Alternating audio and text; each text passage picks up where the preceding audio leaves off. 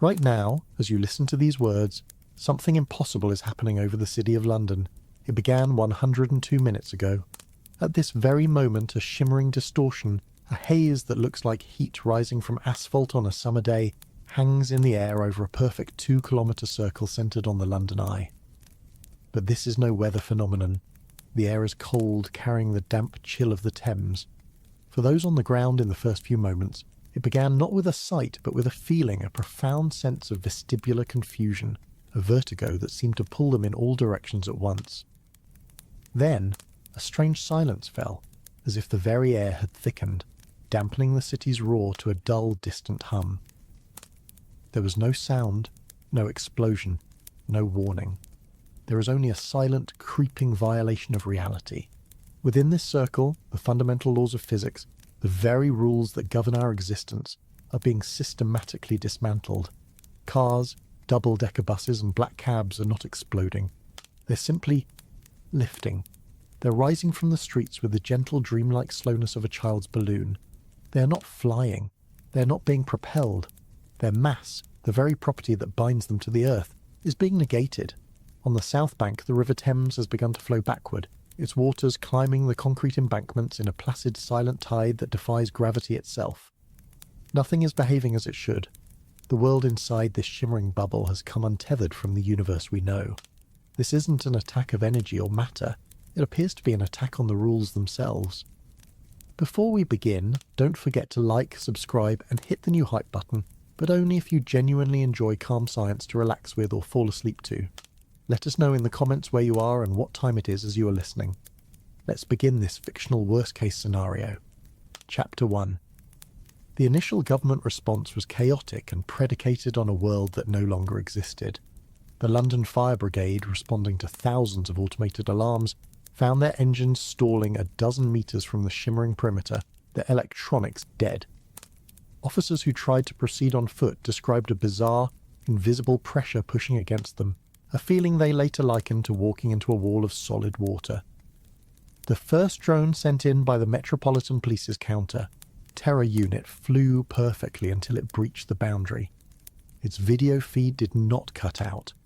For 3 horrifying seconds, it transmitted a picture of a world gone mad, with the sky turning a deep purple and the drone's own camera housing appearing to twist and melt before the signal ceased entirely. Within minutes, every scientific instrument pointed at the zone began returning data that was, for lack of a better word, insane. Gravimeters, devices that measure the local gravitational field with incredible precision, did not just show a decrease in gravity, they flatlined. According to the readings, gravity within the zone had ceased to exist. Yet things were not flying apart into space. They were simply floating in a state of neutral buoyancy, as if submerged in an invisible, impossibly dense fluid. Far away, the LIGO and Virgo gravitational wave observatories, designed to detect the collision of black holes billions of light years away, registered something unprecedented, a gravity shadow. It was as if the City of London had been cleanly excised from the planet's gravitational field, leaving a void that warped the readings of the most sensitive instruments ever built by humankind. At CERN, hundreds of miles away in Switzerland, alarms that had never once triggered in the history of the facility began screaming. The compact muon solenoid sensors, buried deep underground, registered a shockwave propagating not through the Earth, but through the very fabric of space-time. This wave emanated from London. It was a ripple in the quantum field itself, a notification that the universe's operating system had just been edited. One senior physicist, Dr. Aris Thorne, later described the data in a leaked internal memo as, quote, not a measurement of an event, but a measurement of a fundamental change in the constants of nature. It was as if God had reached down and turned one of his universal dials. The dial he was referring to is the Higgs field. In simplified terms, the Higgs field permeates the entire universe. As particles move through it, they acquire mass. It's the reason things have weight, the reason planets hold together, the reason you're bound to your chair right now.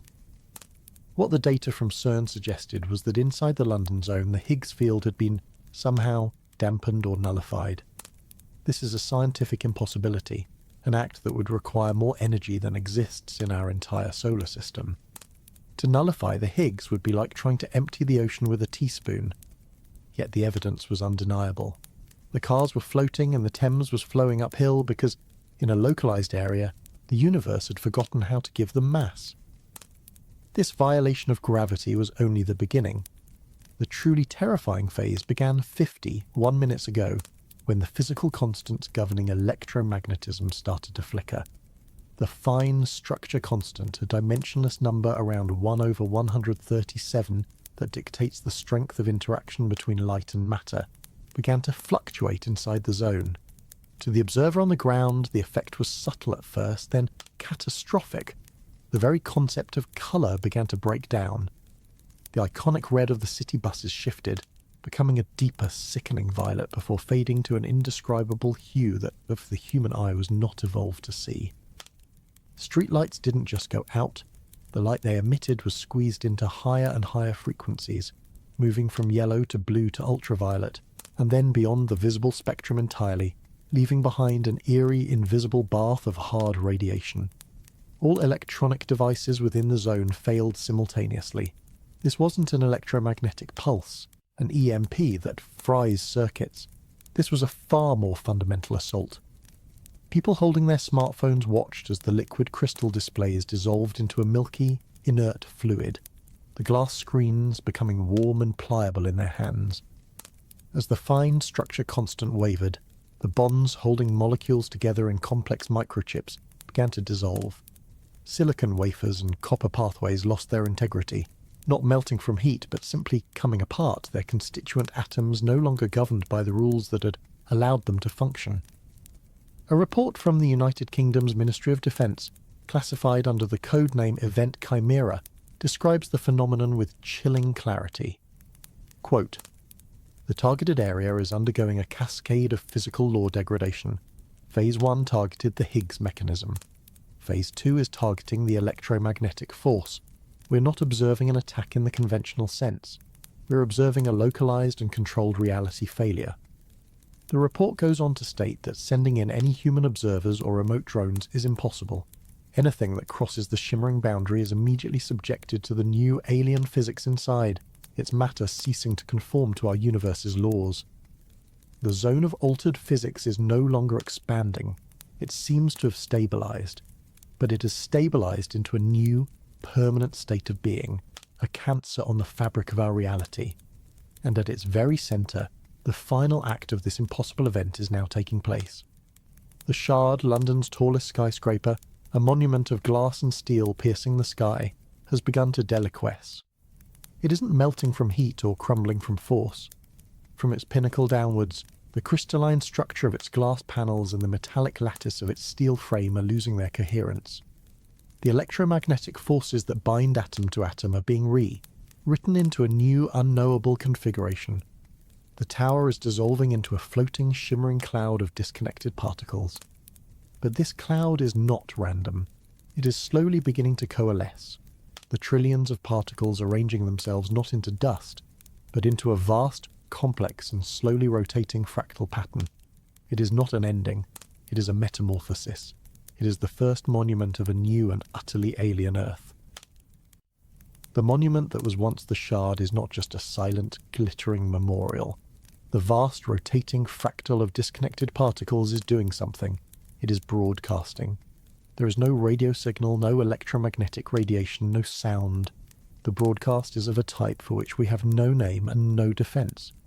It is a structured rhythmic pulse in the quantum foam itself, a signal that does not travel through space but causes space itself to resonate. And its target is not our technology.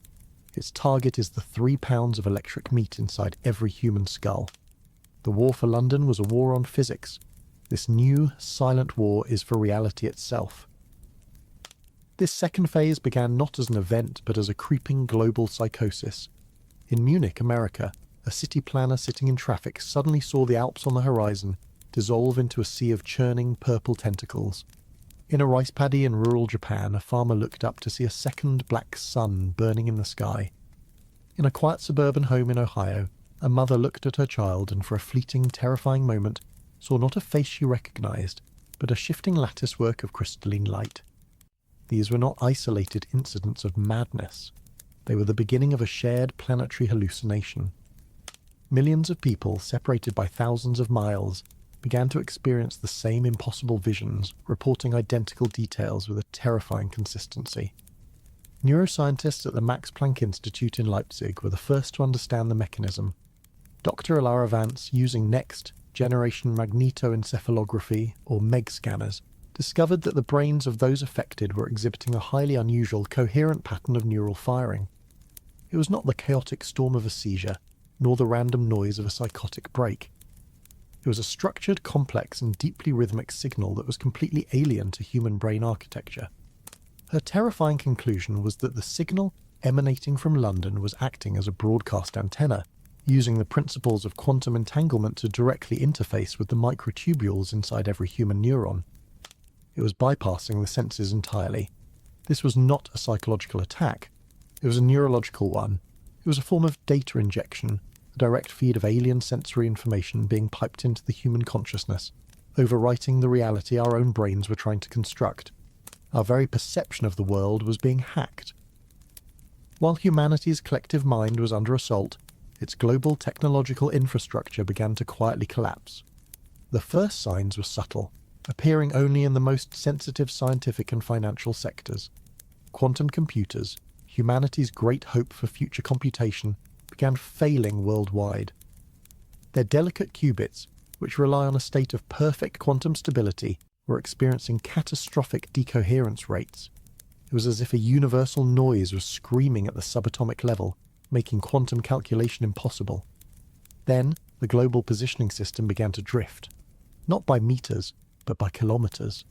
The atomic clocks on the satellites were still perfectly synchronized, but the space-time they were measuring was being subtly warped by the London broadcast, making their precise calculations meaningless.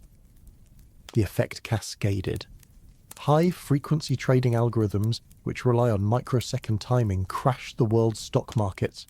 Long-range radio astronomy arrays, like the Square Kilometre Array in South Africa, were rendered useless, their sensors overwhelmed by a coherent quantum noise that drowned out the light from distant galaxies. This was the true genius of the attack. It was not a brute force assault with explosives.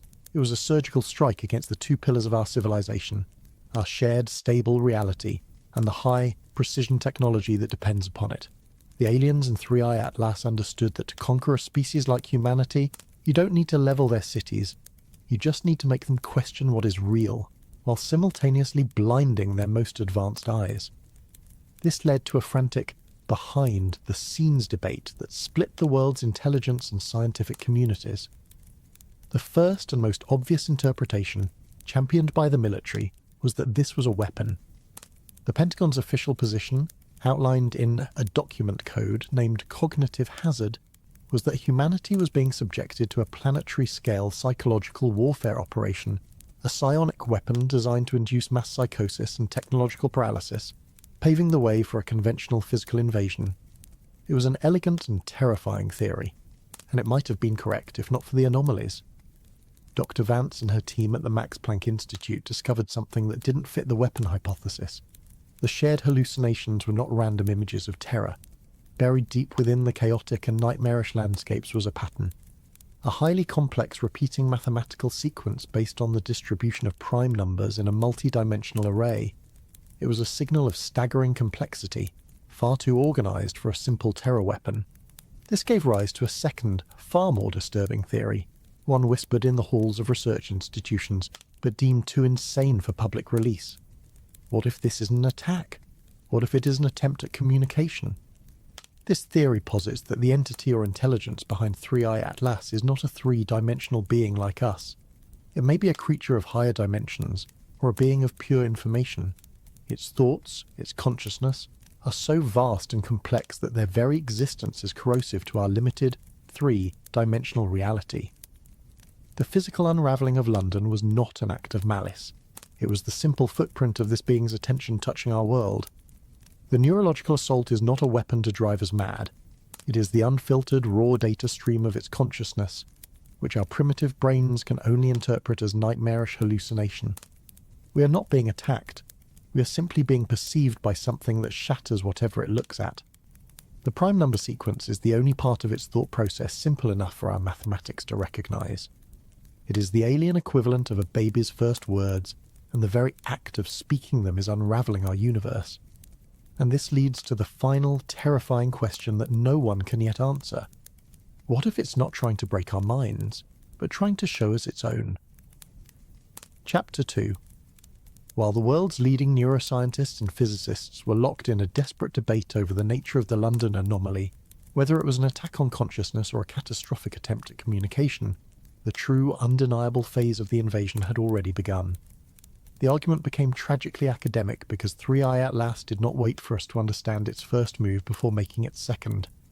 This next attack was not subtle, quantum, or mysterious. It was brutally physical, horrifyingly biological, and it targeted every single human being on the planet simultaneously. It began not with a bang, but with a fine reddish-brown dust, released in a silent, expanding cloud from the now orbiting alien fleet. This particulate matter was seeded into the highest levels of the stratosphere, designed to be carried across the globe by the jet streams over a period of weeks. The initial release was almost invisible, detected only by atmospheric monitoring stations which mistook it for a plume of Saharan dust or high-altitude ash from a distant volcanic eruption. It was a perfect silent delivery mechanism. By the time any organisation, from NASA to the European Weather Centre, realised the particulate was of a uniform, unnatural composition and had achieved near total global coverage, it was already too late. The dust had already settled out of the upper atmosphere, blanketing continents, cities and oceans in a microscopic, almost imperceptible layer. It was on our cars, in our water reservoirs, and, most critically, in the air we breathed. Everyone on Earth was infected within a month. The world's premier biological and chemical defence labs, from Fort Detrick in Maryland to Porton Down in the UK, scrambled to analyse this substance. What they found baffled and terrified them. Under an electron microscope, the individual grains of dust were revealed to be breathtakingly complex. Each was a perfectly formed silicon-based macromolecule, an intricate cage of crystalline latticework that was entirely alien to carbon-based biology. Inside this cage, suspended in an inert gel, was what appeared to be a viral-like structure. It had the protein keys necessary to interface with the human cell's ACE2 receptor, the same entryway used by coronaviruses. But its core was not RNA or DNA. It was a crystalline shard of what appeared to be a complex inorganic polymer. For weeks, this alien agent remained utterly dormant. It was non-reactive. It did nothing. It was, for all intents and purposes, a sophisticated piece of dust. The CDC and the WHO issued calming preliminary reports, noting that while the substance was of extraterrestrial origin, it appeared to be biologically inert. It was the deadliest miscalculation in human history. The activation occurred on a Tuesday, at precisely 1300 hours, Greenwich Mean Time. It was not a chemical or biological trigger, it was a signal. The 3I-ATLAS fleet, still holding a high, stable orbit, broadcast a single ultra-low-frequency radio wave that enveloped the entire planet. The frequency was so low it passed through water, earth, and flesh, as if they were nothing. But it was not meant for our ears. It was the activation key for the dormant agent lying in wait within billions of human bodies. The first symptom was universal and deceptively benign, a distinct metallic taste in the mouth, accompanied by a faint tingling numbness in the extremities. Within hours, the second stage began. Faint reddish lines started appearing on the skin of the infected, which is to say, everyone. These were not random rashes. They were perfectly geometric patterns, forming intricate hexagonal and triangular lattices that spread from the chest outwards. It was the first visual sign that something was being constructed inside of us. The alien virus was not a virus at all. It was a programmable molecular scale factory. The crystalline shard at its core was a set of instructions, and the radio broadcast from orbit was the execute command. Once activated, the agent began a process of terrifying biological alchemy. It hijacked the host's cellular mitochondria, not just for energy, but as miniature blast furnaces. It began to pull trace elements from the bloodstream, iron, magnesium, copper, and especially silicon, which is present in the human body in small but sufficient quantities. Using the host's own life energy, it began to fabricate microscopic crystalline structures, assembling them with nano-scale precision inside tissues, organs, and blood vessels. This was the Crimson Plague. It wasn't a disease that was breaking the body down. It was a construction process that was rebuilding the body into something else. The third and final phase was the transformation, a period of body horror so complete and so systematic that it defied all known biological paradigms. It typically began within 72 hours of activation. The geometric patterns on the skin, which were the surface evidence of the crystalline structures forming beneath, began to thicken and harden. The soft, pliable flesh of a human being was slowly, methodically being replaced by a hard, reddish, chitinous shell that was both biological and mineral. The process was relentlessly efficient. An audio log from Dr. Kenji Tanaka, a biologist at the Japanese National Institute of Infectious Diseases, who documented his own progression, captures the scientific horror of it. In his final rasping entry, he states, "The pathogen, it is not replicating, it is building. My circulatory system is being co-opted.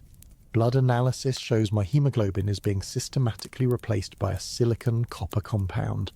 It's more efficient at oxygen transport, but it is not human. The body is being optimized. The crystalline lattices have integrated with my skeleton, reinforcing it from the inside. My bone is becoming a composite material like ceramic rebar. The most terrifying part is the lack of pain. The agent produces a powerful neuroinhibitor. The host is kept docile, a passenger in their own metamorphosis.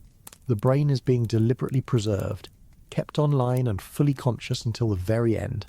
This is not a weapon to kill us. It is a tool to repurpose us." Across the planet, humanity was being converted. The change was absolute. The host's biomass was a raw material, the consciousness a temporary bug in the system. As the transformation completed, the higher brain functions of the host would finally cease. The lights of consciousness extinguished as the last of their biological brain was converted into a crystalline processing unit. The transformed were no longer human. They were silent, armoured, reddish-brown creatures that moved with an unnerving, deliberate gait. They did not attack the untransformed. They simply ignored them, their new eyes glowing with a faint internal light.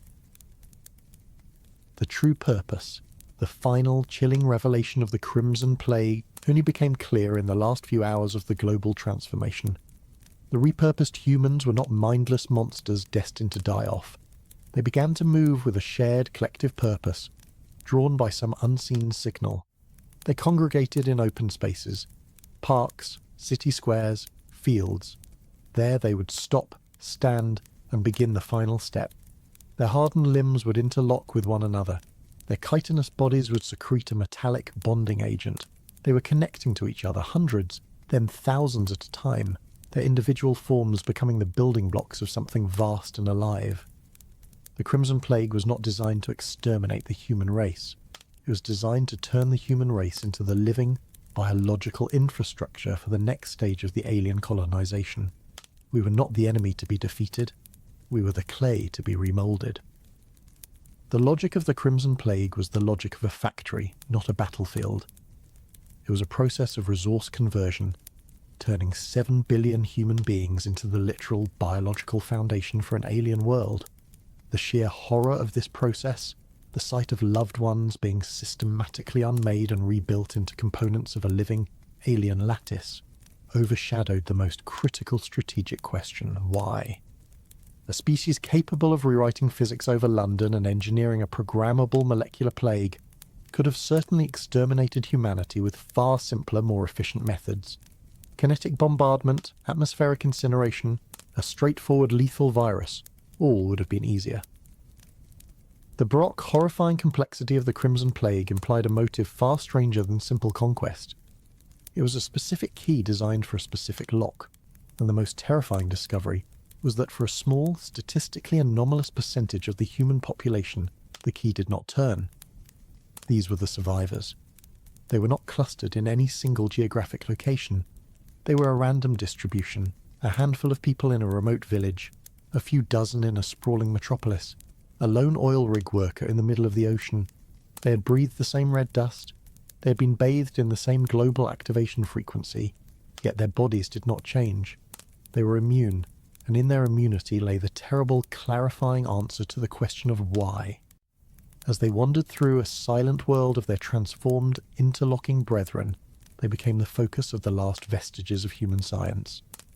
At a handful of fortified, self-contained research outposts, most notably the World Health Organization's BSL-4 laboratory in Geneva, scientists who had managed to seal themselves off before the plague's activation worked with a singular desperate purpose: to understand the nature of this immunity.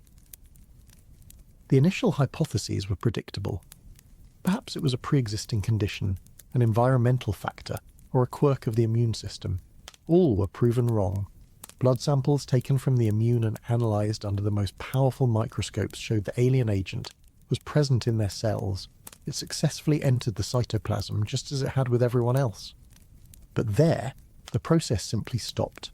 The agent remained inert, its crystalline core dark and inactive, its molecular machinery failing to engage with the host's mitochondria. It was not that the body was fighting it off, it was that the agent itself was refusing to activate. It was a lock refusing to open. Dr. Anya Sharma, the lead geneticist at the Geneva facility, made the breakthrough. After sequencing the full genomes of over 1,000 different survivors from around the globe, her team found a single unifying factor. Every immune individual, without exception, shared a specific, incredibly rare, and identical segment of DNA located on their 8th chromosome. It was a long, non-coding sequence that had, until now, been dismissed as junk DNA, a relic of our evolutionary past with no discernible biological function. But it was no relic. It was a switch, and its presence in these few individuals had saved them from the plague. In her private research log, Dr. Sharma wrote, "The sequence is unlike anything I've ever seen. It's not just the length, it's the structure. It has a mathematical complexity, a quasi-crystalline pattern in its nucleotide repeats, that is not a product of natural selection. It looks designed." Our working hypothesis is no longer that these people have a gene that protects them. Our hypothesis is that the rest of humanity had a gene that made them vulnerable. The Crimson Plague wasn't an attack on our species, it was an attack on a specific genetic lineage. A lineage that, it turns out, comprised 99.9% of the population. We are the anomaly. The survivors are the exception to a rule we never knew existed. This discovery reframed the entire invasion. This was not a random act of violence. It was a targeted culling, a systematic purge. And it connected the 3I-ATLAS event to one of the most profound and terrifying concepts in cosmology, the Great Filter. The Great Filter is a proposed answer to the Fermi paradox, the question of why, in a universe so vast, we have never encountered other intelligent life. The theory suggests that there is some barrier, some predictable and nearly impassable challenge that prevents civilizations from achieving a galactic scale. Perhaps they destroy themselves with nuclear weapons. Perhaps they exhaust their planet's resources. Or, as a new, horrifying theory began to take hold in the Geneva bunker, perhaps the Great Filter is not a natural barrier at all.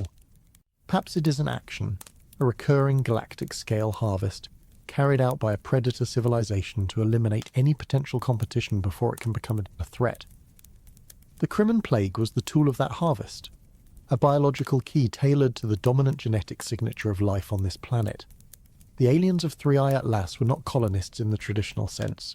They were exterminators. They were the agents of the Great Filter, and their arrival meant that humanity had reached its designated endpoint. This, then, was the gambit, that a species could be so genetically homogeneous that a single targeted plague could effectively erase it, leaving behind a planet's worth of repurposed biomass and a handful of harmless, genetically divergent survivors who could be mopped up later. But this led to an even deeper mystery. Where did the protective gene sequence come from? If it was not a product of natural human evolution, its existence implied a second, even older, extraterrestrial intervention. The theory that emerged was as fantastic as it was terrifying, that the junk DNA was not ours at all. It was a marker, a genetic brand implanted in a small population of early hominids hundreds of thousands of years ago by an unknown precursor race, an ancient interstellar civilization that, for reasons of its own, had tagged a fraction of Earth's nascent intelligent life. Was this an act of preservation? Were our distant ancestors part of some vast cosmic experiment, with the immune survivors being the control group? Or was it something else entirely? The final desperate act of the Geneva team was to test this theory. They could not create a cure for the plague, but they could investigate the function of this mysterious genetic sequence. Using advanced CRISPR-based gene editing tools, they isolated the sequence from a survivor's DNA and activated it within a controlled in vitro culture of human cells.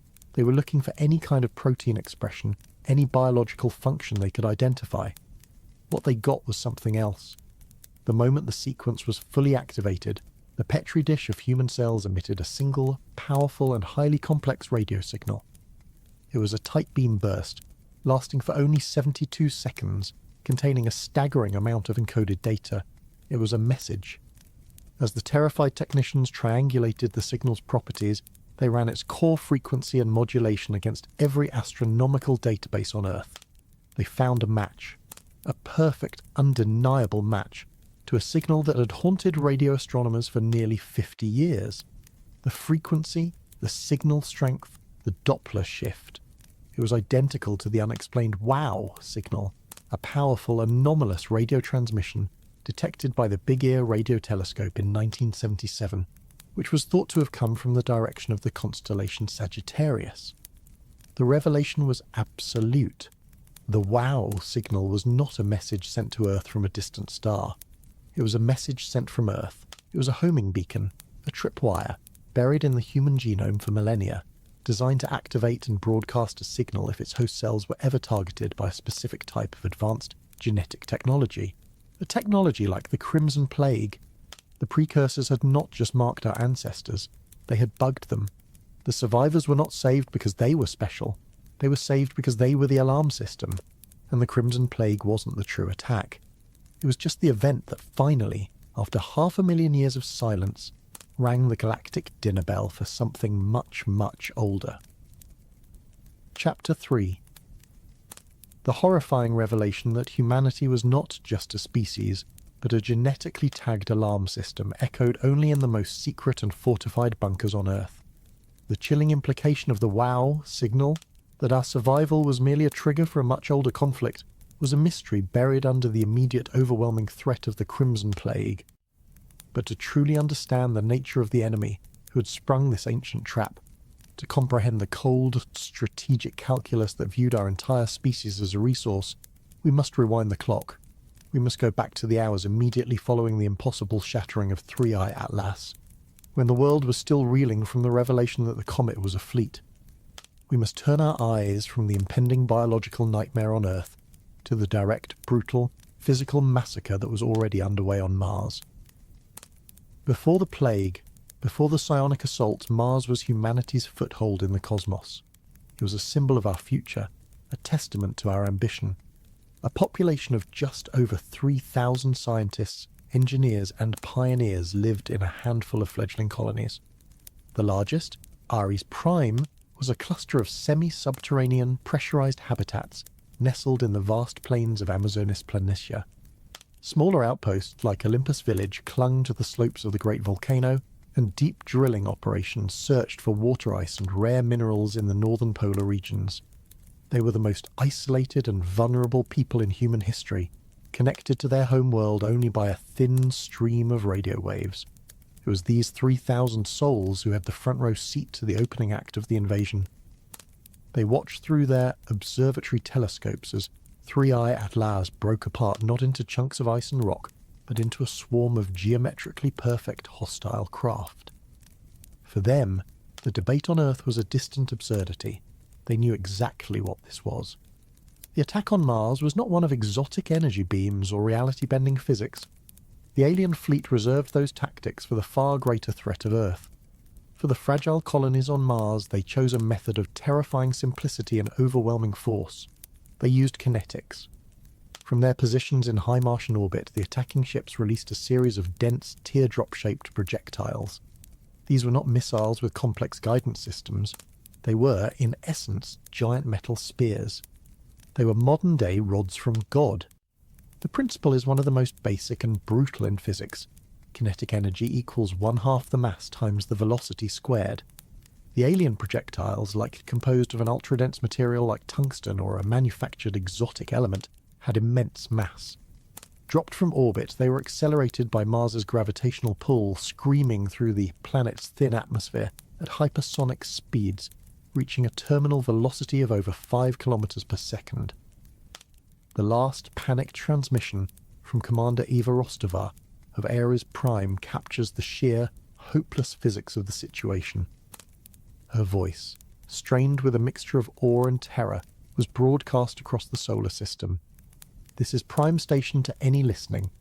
The enemy fleet is deploying. Kinetics. We're tracking multiple inbound objects. Velocity is, dear God, it's Mach 15. They aren't explosive. Repeat, these are not warheads. They don't need to be. The energy yields, we're calculating impact energies in the range of 20 kilotons apiece. It's like being shot by a god. The impacts were not explosions in the way we understand them. There was no mushroom cloud, no lingering fireball. There was only a silent, blinding flash of pure white light as the projectile, carrying the energy of a small nuclear bomb, struck the rust-red regolith and vaporized instantaneously. The kinetic energy had to go somewhere. It was converted into a seismic shockwave of unimaginable violence and a superheated plasma pulse that flash-melted the surrounding landscape. The first rod struck 7 kilometers from Ares Prime. The ground bucked like a stormy sea.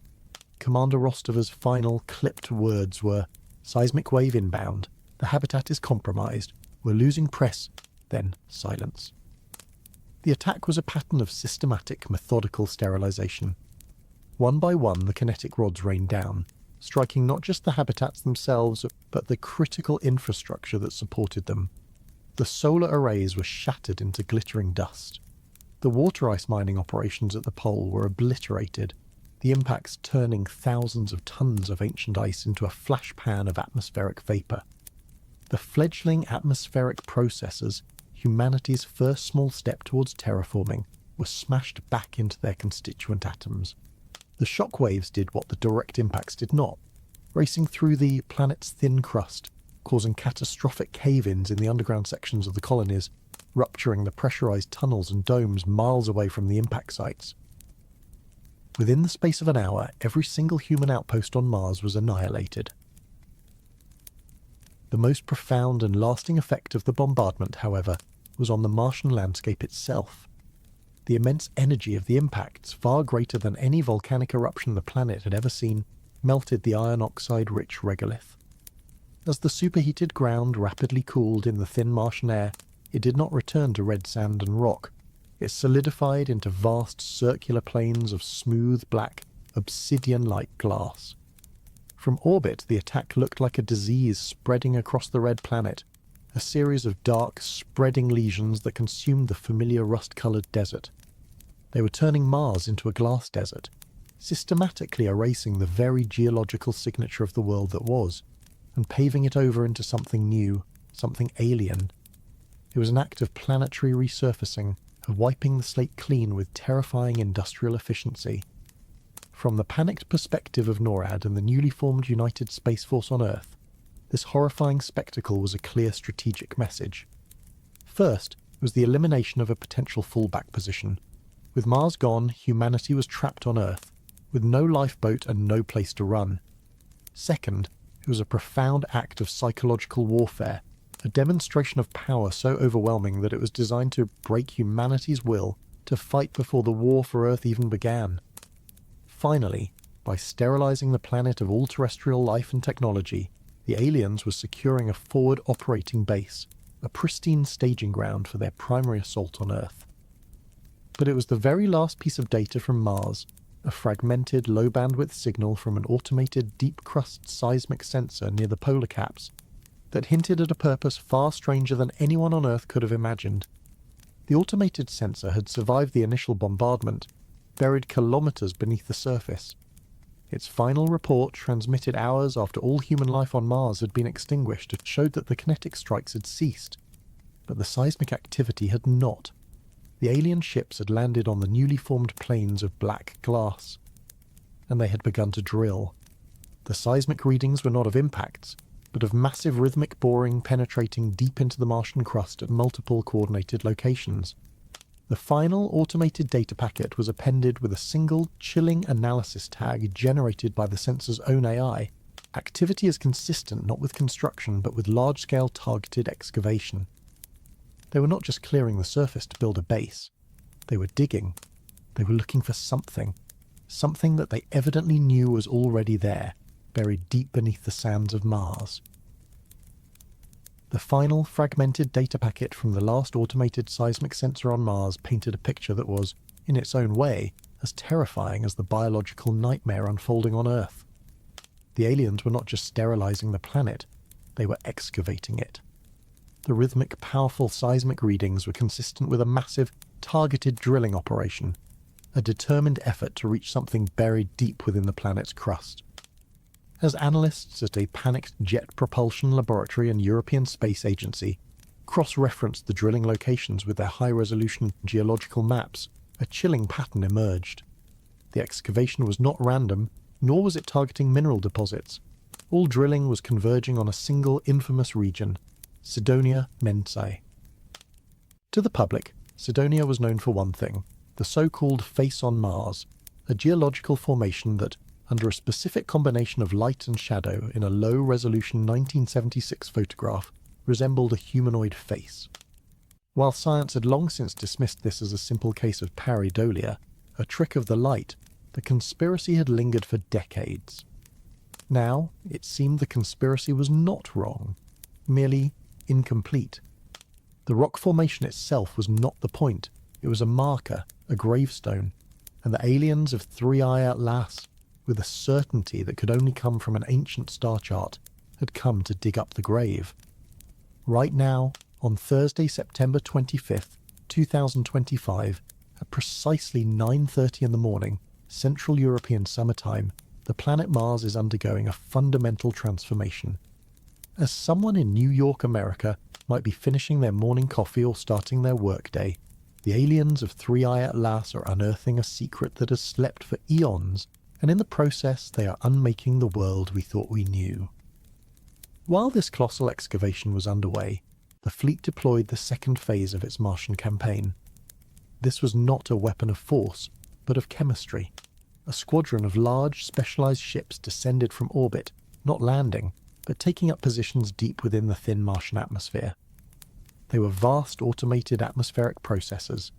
They began to ingest the planet's air, a tenuous mix composed of 95% carbon dioxide, on an unbelievable scale. At first, planetary scientists on Earth assumed this was the beginning of a terraforming process, a horrifyingly swift effort to make the planet habitable for the invaders. They were wrong. This was xenoforming. It was the systematic and deliberate engineering of an anti-human environment. An interview recorded with a frantic Dr. Lena Petrova, a leading astrobiologist, just before the global communications blackout laid out the process.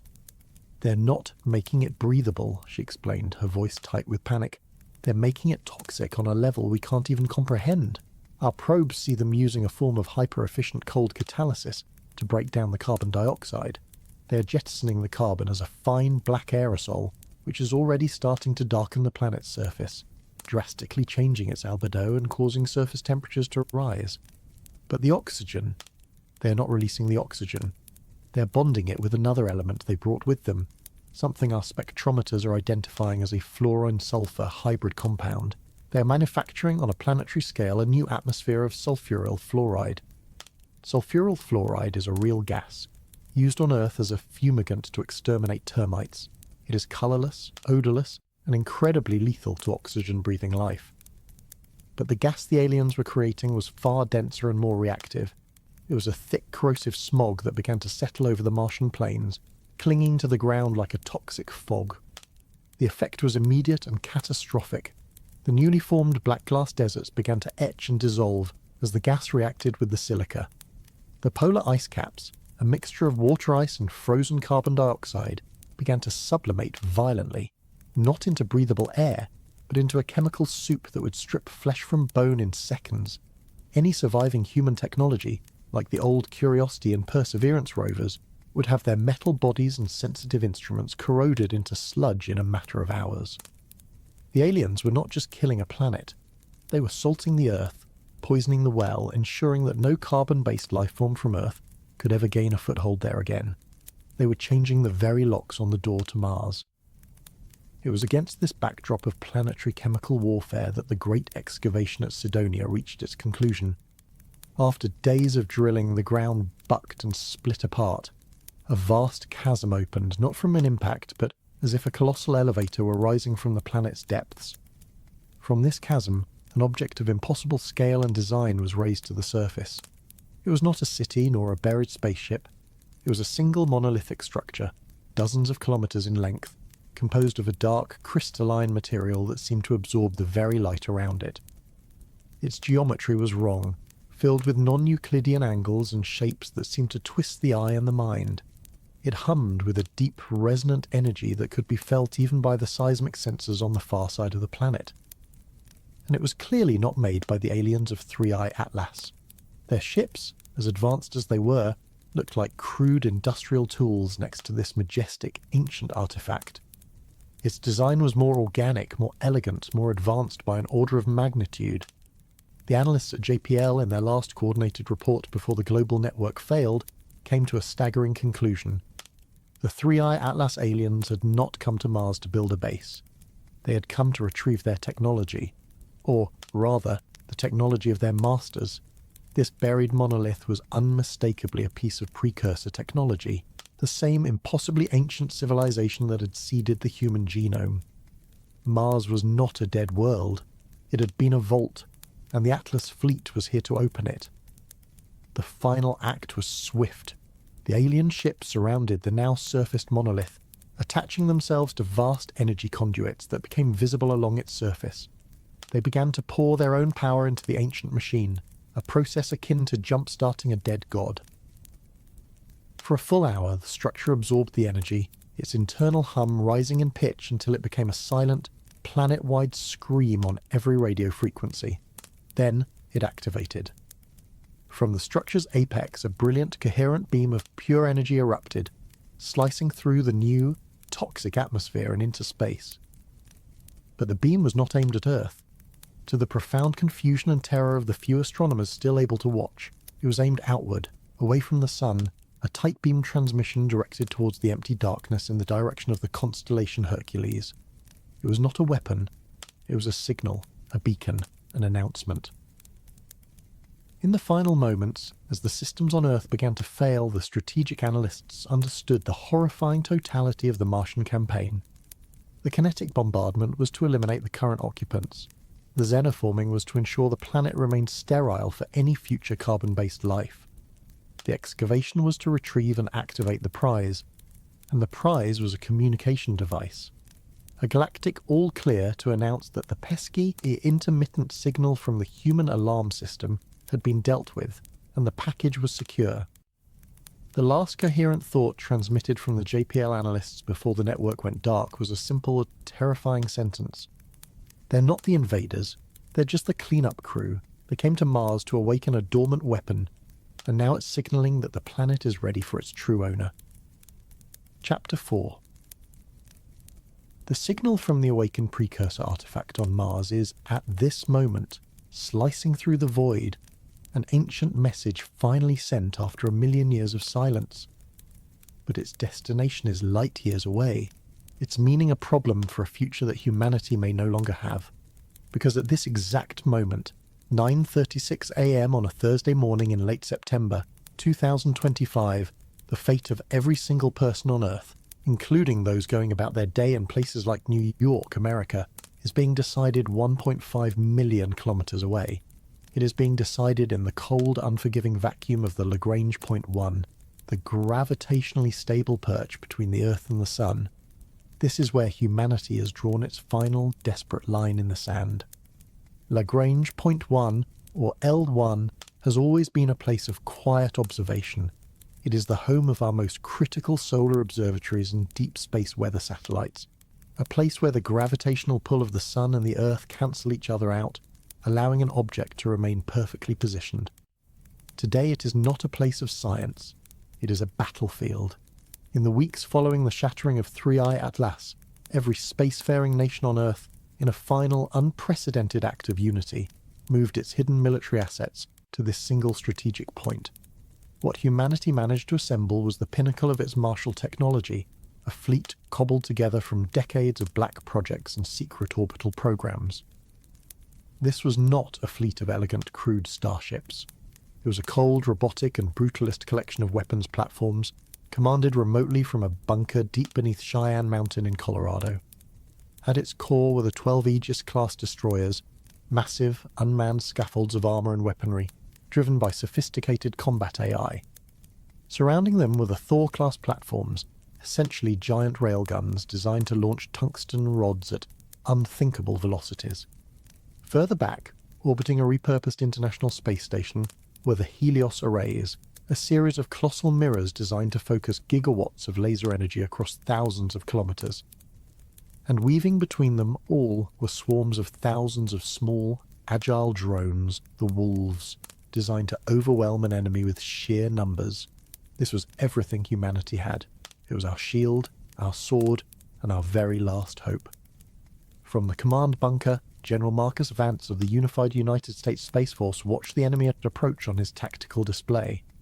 The larger portion of the 3I-ATLAS fleet, having left a detachment to oversee the mysterious operations on Mars, had executed a brutally fast burn towards Earth.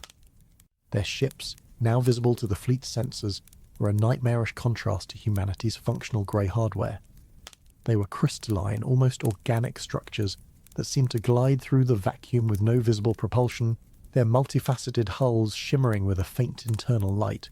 They were not so much machines as they were creatures. "They are in the engagement envelope," a synthesized voice announced in the bunker. General Vance did not hesitate. "Execute Alpha Strike. Fire everything." The human attack was a masterpiece of theoretical space combat, a layered volley designed to strike the enemy at every range with every weapon at their disposal. The first wave was long range, a volley of 100 nuclear-tipped interceptor missiles, their engines flaring bright against the black, accelerating towards the alien fleet. The second wave, unleashed moments later, was the Thor platforms. With a tremendous silent discharge of electromagnetic energy, they fired their kinetic rods. These were not the city killers that had struck Mars. They were smaller, ship-killer projectiles, but the railguns accelerated them to a blistering 1% of the speed of light. The final wave was the lasers. The Helios arrays pivoted, their mirrors focusing the sun's and their own internal power into beams of coherent light, painting the lead alien vessels with an intensity that could vaporize an aircraft carrier in seconds. The comms chatter from the battle AI was a calm, rapid stream of data. Nuclear volley on trajectory, kinetic volley on trajectory, laser arrays are painting primary targets, all systems optimal. Then the human attack arrived, and it failed. It failed so completely, so utterly, that it broke every known model of space combat. The 100 nuclear missiles detonated simultaneously, creating a series of silent, expanding fireballs of pure plasma, a man-made constellation of temporary suns. But the alien ships passed through the fire unscathed. High-fidelity telemetry showed that it was not a shield.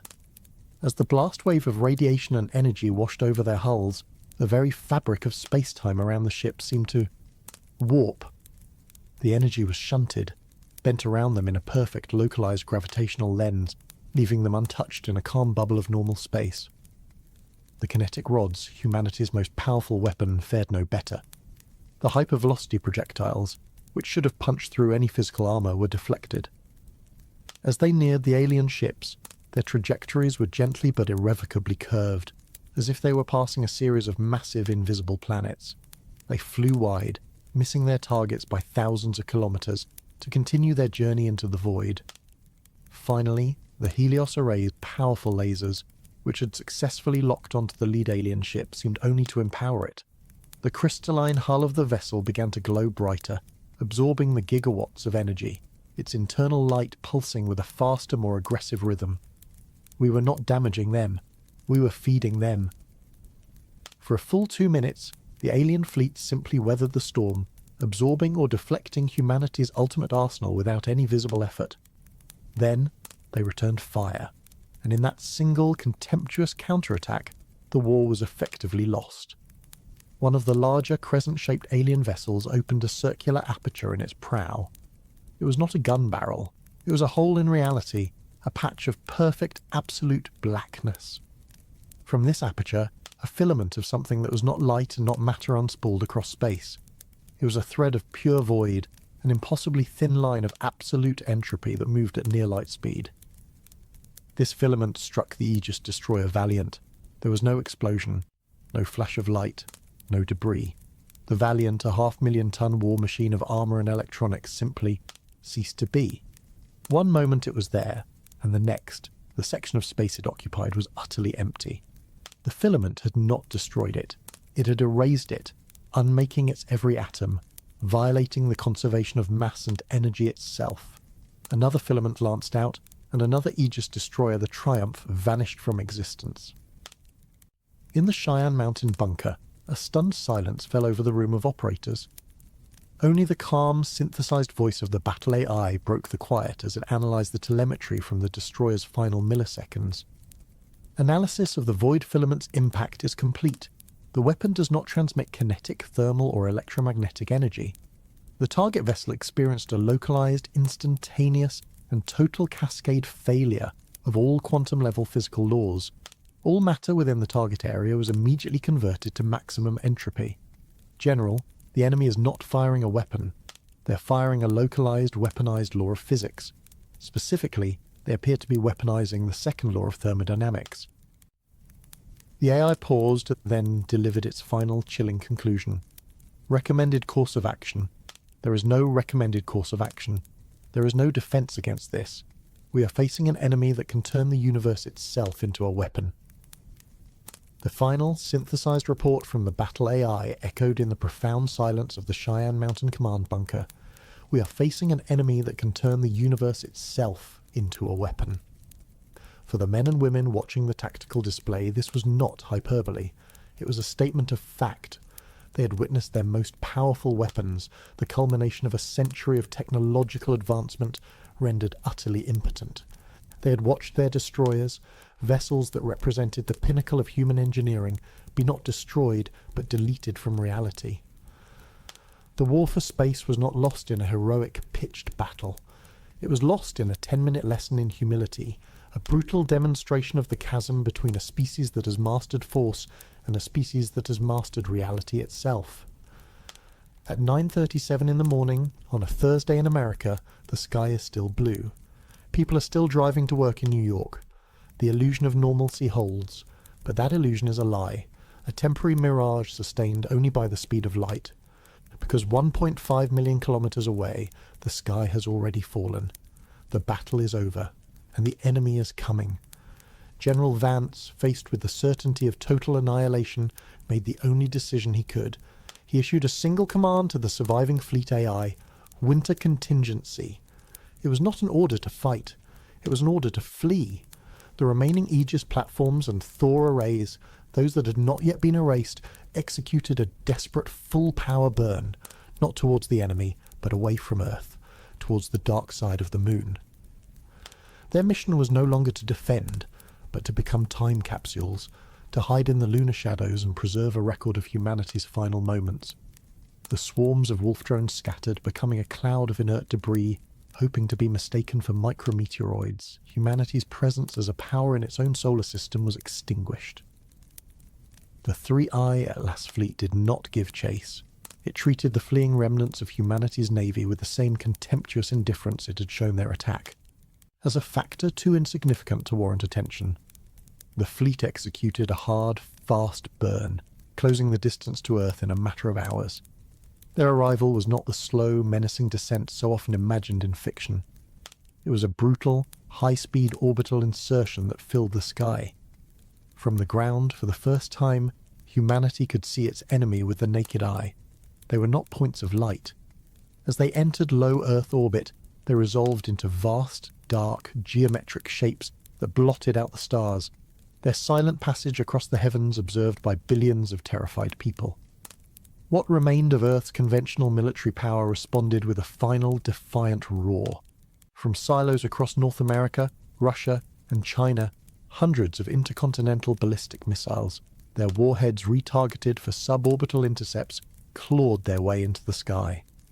A new generation of scramjet-powered fighters ascended to the very edge of space, their pilots pushing their machines to the breaking point. It was the planet's last gasp, a volley of fire and steel aimed at the new, dark gods in the sky. It was a gesture of utter futility.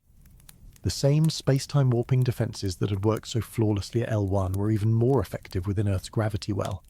The ICBMs screaming towards their targets at Mach 25 found their guidance systems failing, their trajectories bending away as they approached the alien ships. A squadron of advanced fighters launched a volley of hypersonic missiles, only to watch in horror as the projectiles were caught by a localized gravity well, spun around 180 degrees, and flung back at them, annihilating the entire squadron with its own ordnance. The aliens did not fire a single shot in return. They simply moved through our final desperate attack as a whale moves through a swarm of krill, utterly unconcerned. Then the landings began, and they were not what anyone expected. Small, teardrop-shaped vessels, perfectly black and impossibly fast, detached from the orbiting motherships. They entered the atmosphere without a sound. There was no sonic boom, no fiery re-entry trail. They wrapped themselves in their space-time bubbles, slicing through the air in perfect silence, invisible to radar. They did not target cities. They did not strike Washington, Beijing, or Brussels. They ignored military installations, power grids, and population centres. The first wave of landing craft set down, with pinpoint precision, in the centres of the world's largest, most remote, and most inhospitable deserts. A lone, terrified journalist, broadcasting on a satellite feed from the Atacama Desert in Chile, captured the first images. A sleek black vessel, half a kilometre long, rested silently on the arid plains. A ramp lowered, and from its dark interior emerged not soldiers, but something else. They were colossal, multi-limbed machines, part insect, part crustacean, part construction vehicle. These were not warriors, they were workers. They moved with an unnerving, industrial purpose, their bodies unfolding into massive drilling rigs, atmospheric condensers, and strange vibrating pylons that they began to drive deep into the desert floor. Within an hour, identical reports came in from the Gobi, the Sahara, the Australian outback, and the Kalahari. The aliens were not invading, they were deploying. The terrifying truth began to dawn on the analysts in the Cheyenne bunker. This was not a war, it was a construction project, and humanity was simply the local wildlife scuttling around the worksite. This phase of the plan was one of cold, planetary-scale engineering. The machines in the deserts began their work. They were ignoring us completely, their actions dictated by a logic that had nothing to do with human conflict. In the Cheyenne bunker, as General Vance and his team watched the satellite feeds, they could only try to understand the purpose of this global, synchronized activity. The pylons being erected in each desert began to activate, emitting a low, powerful, subsonic hum that could be felt as a vibration in the very rock of the continents. Global seismic sensors began to register a new, rhythmic pulse emanating from each landing site. The aliens were creating a network, a planetary grid of resonant frequencies. The AI, cross-referencing the pylons' energy signatures and their precise geographic locations, placed a new overlay on the main tactical display. The landing sites were not random at all. Each one was located at a key stress point on Earth's major tectonic plates. The pylons were not just broadcasting, they were synchronized. One by one, they began to send a powerful, focused pulse of energy not into the sky, but deep into the Earth's crust. It was not enough energy to trigger earthquakes or volcanoes, not a weapon in that sense. It was something far more sophisticated. The AI analyzed the complex waveform, comparing it to every known model of geophysics and planetary dynamics. It found a match. Its synthesized voice delivered the final, devastating report of the day. General, the resonant frequency of the alien grid. It is a perfect harmonic match for the convective flow of Earth's molten outer core. They're not trying to break the planet. They're creating a resonant circuit with the geodynamo itself. The AI paused, processing the implications. They're seizing direct control of our planet's magnetic field. Chapter 5. The final report from the battle AI in the Cheyenne Mountain bunker was a death sentence for the human race as a strategic power. With the ability to weaponize the fundamental laws of the universe, the aliens of 3I-ATLAS had rendered our entire concept of warfare obsolete. Their subsequent seizure of Earth's geodynamo was the final move in a planetary checkmate. Our planet's magnetic field, the invisible shield that had protected life for billions of years from the harsh radiation of space, was now in their hands. They controlled the very force that made our world habitable. At 9:43 in the morning in New York, America, the sun is shining. It feels warm, familiar, life-giving. But this is a lie. The sun has just been turned into a rifle aimed at our heads, and the aliens' fingers are on the trigger. They now control which parts of our planet will continue to live, and which parts will be sterilized by our own star. They demonstrated this power once and only once. With chilling precision, they lowered the magnetosphere over a 10,000 square kilometre patch of the remote South Pacific Ocean. Satellites that were not immediately fried by the onslaught of radiation transmitted horrifying data back to Earth. A focused, overwhelming stream of solar wind and cosmic rays, normally deflected by our shield, was allowed to hit the surface directly. The ocean in that region literally began to boil. It was a silent, terrifying display of absolute dominance. They could now hold every city on Earth hostage to the threat of solar immolation without firing a single conventional shot. Humanity was neutralized, not just defeated, but rendered utterly and completely irrelevant as a force. And with our species pinned under this threat, the true purpose of the invasion began. It was not conquest, it was not extermination for its own sake, it was harvesting. From the massive city-sized mothership still holding a high geostationary orbit, a new wave of vessels descended. These were not the sleek black landers that had deployed the desert pylons, nor were they the warships that had erased our fleet. These were colossal, ungainly industrial machines. They were tankers, processors, and mobile factories, their designs brutally functional. They ignored the land entirely and positioned themselves over the Earth's 5 great oceans. From the bellies of these hovering behemoths, vast structures began to descend into the upper atmosphere. The media remnants, in their last sputtering broadcasts, called them the ocean siphons. Each siphon was a structure of breathtaking scale, a kilometre-wide funnel held aloft by its own gravitational control field, connected to the tanker ship above by a shimmering, translucent tube that looked like a pillar of solid glass. The funnels plunged into the sea, creating whirlpools the size of hurricanes. But they were not simply pumping water. To do so would require an impossible amount of energy to fight Earth's gravity. The process was far more sophisticated and far more destructive. As seawater was drawn into the maw of the siphon, it passed through a powerful energy field that performed instantaneous in situ desalination. The brine and salt were ejected in massive, hypersalinated clouds that poisoned the surrounding ocean for thousands of square miles. The pure fresh water, however, was immediately subjected to a process of molecular-level electrolysis. It was split into its constituent hydrogen and oxygen. The aliens were not here for our water. They were here for the hydrogen locked within it, the most abundant and powerful fuel source in the universe. The dissociated oxygen was treated as a waste product, vented directly into the atmosphere, creating localized zones of hyperoxygenation that caused terrifying explosive firestorms in the clouds above. The ecological collapse was immediate, total, and global. The sheer volume of water being displaced and atomized created a wave of cascading disasters. The initial deployment of the siphons in the Pacific, Atlantic, and Indian Oceans created simultaneous mega-tsunamis that scoured every coastline on the planet, wiping out coastal cities and salinating agricultural land for hundreds of miles inland. But this was just the first violent consequence. A more insidious and permanent change was underway. The global sea level was dropping, not by millimetres per year, as it had with climate change, but by feet per day. Within a week, the port of Rotterdam was a muddy floodplain. The canals of Venice were dry trenches. The Great Barrier Reef was a dying, exposed boneyard. This unprecedented water removal fundamentally and irrevocably broke the planet's climate systems. The delicate balance of temperature and salinity that drives the global ocean conveyor belt was shattered. The Gulf Stream, the current that brings warm water from the tropics to northern Europe, stalled and died in a matter of days. The effect was a violent, paradoxical swing in the climate. As Europe began to flash freeze, the Amazon rainforest, starved of the Atlantic moisture it depended on, began to dry out. Uncontrollable wildfires, feeding on the hyperoxygenated air, began to consume the lungs of the planet. Monsoon seasons failed across Asia, leading to immediate continent-wide famine. The planet's biosphere was being dismantled with the same terrifying efficiency as its military.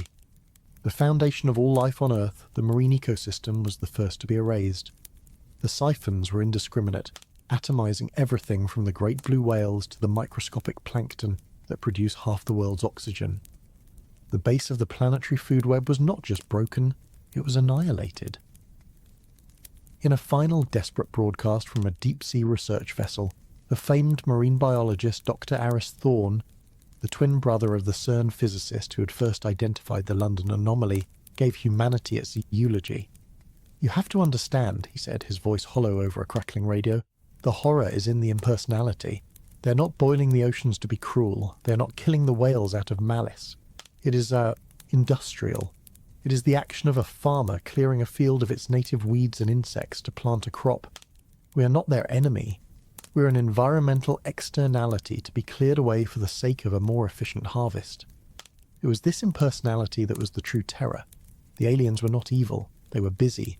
Humanity was a problem of infestation, not opposition. But for the last analysts in the Cheyenne bunker, this industrial motive didn't add up. The scale was wrong. Cross-referencing the volume of hydrogen being harvested with the estimated mass and number of the alien fleet, they arrived at a staggering conclusion. The amount of fuel the aliens were gathering was an order of magnitude greater than what would be required to move their fleet to 100 different star systems. It was a quantity of energy that was not logistical, but planetary. One young analyst, staring at the numbers, piecing together the Martian excavation, the genetic culling, the seizure of Earth's geodynamo, and now this incomprehensible fuel harvest, saw the terrifying final equation. Her voice was a bare whisper when she presented her finding to General Vance. "Sir, this isn't a refueling stop. This is a logistics operation of a completely different scale. They're gathering enough delta V to achieve planetary escape velocity." She paused, her own mind struggling to accept the words. "They're harvesting the fuel required to move a planet. They're preparing to move Mars." The analyst's whisper in the Cheyenne Mountain bunker, "They're preparing to move Mars," was the single most insane and terrifying sentence ever uttered in human history. Yet, it was the only conclusion that fit the data. At just before 9:45 in the morning in a quiet German town, a realization is solidifying in a bunker halfway across the world that rewrites the very definition of cosmic horror. It is 9:44 a.m., September 25th. The sun is shining on New York, and humanity has just understood that its extinction is merely the collateral damage of a planetary-scale moving operation. The ancient precursor monolith, unearthed from its tomb in Sidonia, was not a weapon or a simple communication device. It was an engine, a planetary propulsion system capable of generating a space-time wake that could shift a world from its orbit. The 3I-ATLAS fleet was not an invading army waking its sleeping god. They were a team of interstellar engineers, and they were preparing to turn on the ignition. This revelation, however, still left the ultimate question unanswered. Why? Why move a dead planet? Why this incomprehensible expenditure of energy? The answer came not from any human deduction, but from the aliens themselves. At the precise moment the ocean harvesting on Earth reached 75% completion, a 3I-ATLAS fleet, who we would now come to know by their true designation, finally communicated. The broadcast was not a negotiation, a demand, or a threat. It was a formal, dispassionate notice, transmitted on every conceivable frequency from radio to microwave, encoded in a simple universal mathematical language that the remnants of human science decoded in minutes. It was a legal document, a bill of sale. The document, which displayed on the main screen in the bunker under the header Deed of Transfer System Vel 458 Sol, was the most horrifying text ever read. It was a property deed for the fourth planet of our solar system, which it referred to as Sol 4. It detailed the transfer of ownership of this asset from a party identified only as the First Gardeners, a name that sent a chill through every analyst who remembered the precursor theories, to a civilization designated as the Cygnian hegemony. The date of the transaction was stamped in a unit of time that translated to roughly 700,000 of our years ago. The price paid for Mars was listed, but it was not in any currency we could understand. The entry read, "For the sum of 10 million kilotons of processed exotic matter and the full energy debt absolution of the captured singularity at Cygnus X1. It was the economics of gods, but it was the addendum to the deed, a small contractual clause at the bottom of the document that spelled out humanity's final pathetic place in the cosmos. Clause 7b of the transfer agreement stated, "The indigenous, pre-spacefaring, carbon-based fauna of the adjacent asset, Sol 3, are hereby designated as non-sentient biological resources included in the sale as a source of raw hydrocarbons and hydrogen for the purposes of fueling and activating the Sol 4 asset. The clearing of said bioresources is the contractual responsibility of the purchasing party." In that moment, the analysts in the bunker understood. The Crimson Plague was not a weapon of war. It was a pest control measure, legally sanctioned by a contract signed before our species could even speak. The ocean siphons were not an act of planetary vandalism. They were the fulfillment of a contractual obligation to refuel the engine. Our entire existence, our history, our art, our love, our wars, all of it was nothing more than a footnote in a cosmic real estate transaction. We were not the subjects of an invasion. We were the fuel for it. We were the weeds in a field that had just been sold to a new owner. This legalistic framework revealed the true nature of the Cygnian hegemony. They were not the godlike beings who had built the Mars engine. They were not the first gardeners who had traded planets like playing cards. They were a working-class industrial civilization, a blue-collar empire. They were the interstellar equivalent of a planetary moving company, a demolition crew that had been subcontracted to perform a job. Their biomechanical forms, which had seemed so terrifying, were now revealed for what they were. Perfect, living tools, adapted for large-scale, hazardous engineering projects. Their lack of malice, their utter indifference to our resistance was not the mark of superiority, but the mark of labourers on a job site. Arguing with them about the morality of our own extinction would be as futile and as absurd as a colony of ants protesting the construction of a new highway. We were not even speaking the same language of relevance. The true villains of our story, the true architects of our doom, were the first gardeners, the precursors, the ancient unknowable civilization that had viewed an entire solar system as their property, who had seeded our genome with a genetic tripwire, and who had then sold the neighbouring planet to an industrial conglomerate, throwing in its entire ecosystem as a rounding error in the final price. They were the cosmic landlords who had put a clause in our lease that allowed the new owners to burn the furniture for firewood. The harvesting of Earth's oceans was nearly complete. Global sea levels had dropped by over 400 feet, exposing continental shelves and turning the world's coastlines into vast, dead plains of mud and salt. The planet's climate was a chaotic, howling mess of superstorms and flash freezes. The Cygnian hegemony, having fulfilled its contractual obligation to gather the fuel, transmitted its second and final message to the dying world. It was an invoice. The document, which appeared on the bunker's screen, was titled Invoice for Services Rendered, Bioresource Clearing Sol 3.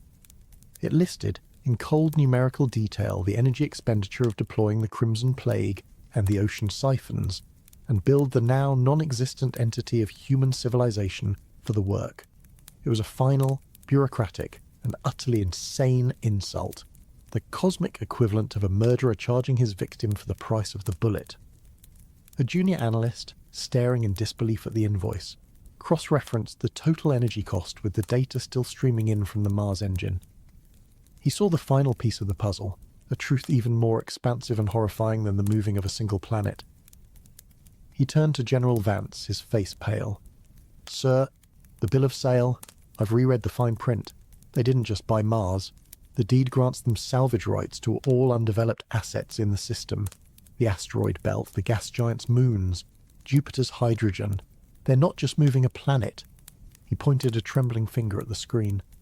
"This isn't a foreclosure on a single property. They bought the entire block. And this is just them starting the demolition." Chapter 6. To fully comprehend the contractual horror of the planetary harvest and the absolute futility of our military defiance, we must rewind the narrative. We must go back in time, before the fall of the sky, Before the Red Plague, before the first drop of our world's oceans returned to fuel, we must return to the moment of Genesis, the instant the threat was born from the chrysalis of a lie that had been travelling between the stars for 1,000,000 years. We must witness the event that turned a celebrated astronomical curiosity into the harbinger of our extinction, the shattering of 3I-ATLAS. In the weeks leading up to the event, the world was in a state of scientific rapture. The third confirmed interstellar object was approaching its perihelion, its closest pass to the Sun. Every major telescope on and off the planet was trained on it. It was, by all initial appearances, a comet, albeit a strange one. Its trajectory was a perfect hyperbola, a clear indicator of its origin outside our solar system. Its coma, the fuzzy cloud of gas and dust sublimating from its surface, was larger than Jupiter, yet its nucleus was surprisingly small and dense. But the most anticipated event was its predicted fragmentation. Based on its trajectory and the intense gravitational and thermal stresses it was about to endure as it rounded the Sun, astronomers predicted it would break apart. This was not an unusual prediction. Cometary fragmentation is a common and well-understood phenomenon. The world had watched in 1994 as Comet Shoemaker-Levy 9 was torn into more than 20 pieces by Jupiter's immense gravity, before those pieces slammed into the gas giant in a series of Earth-sized fireballs.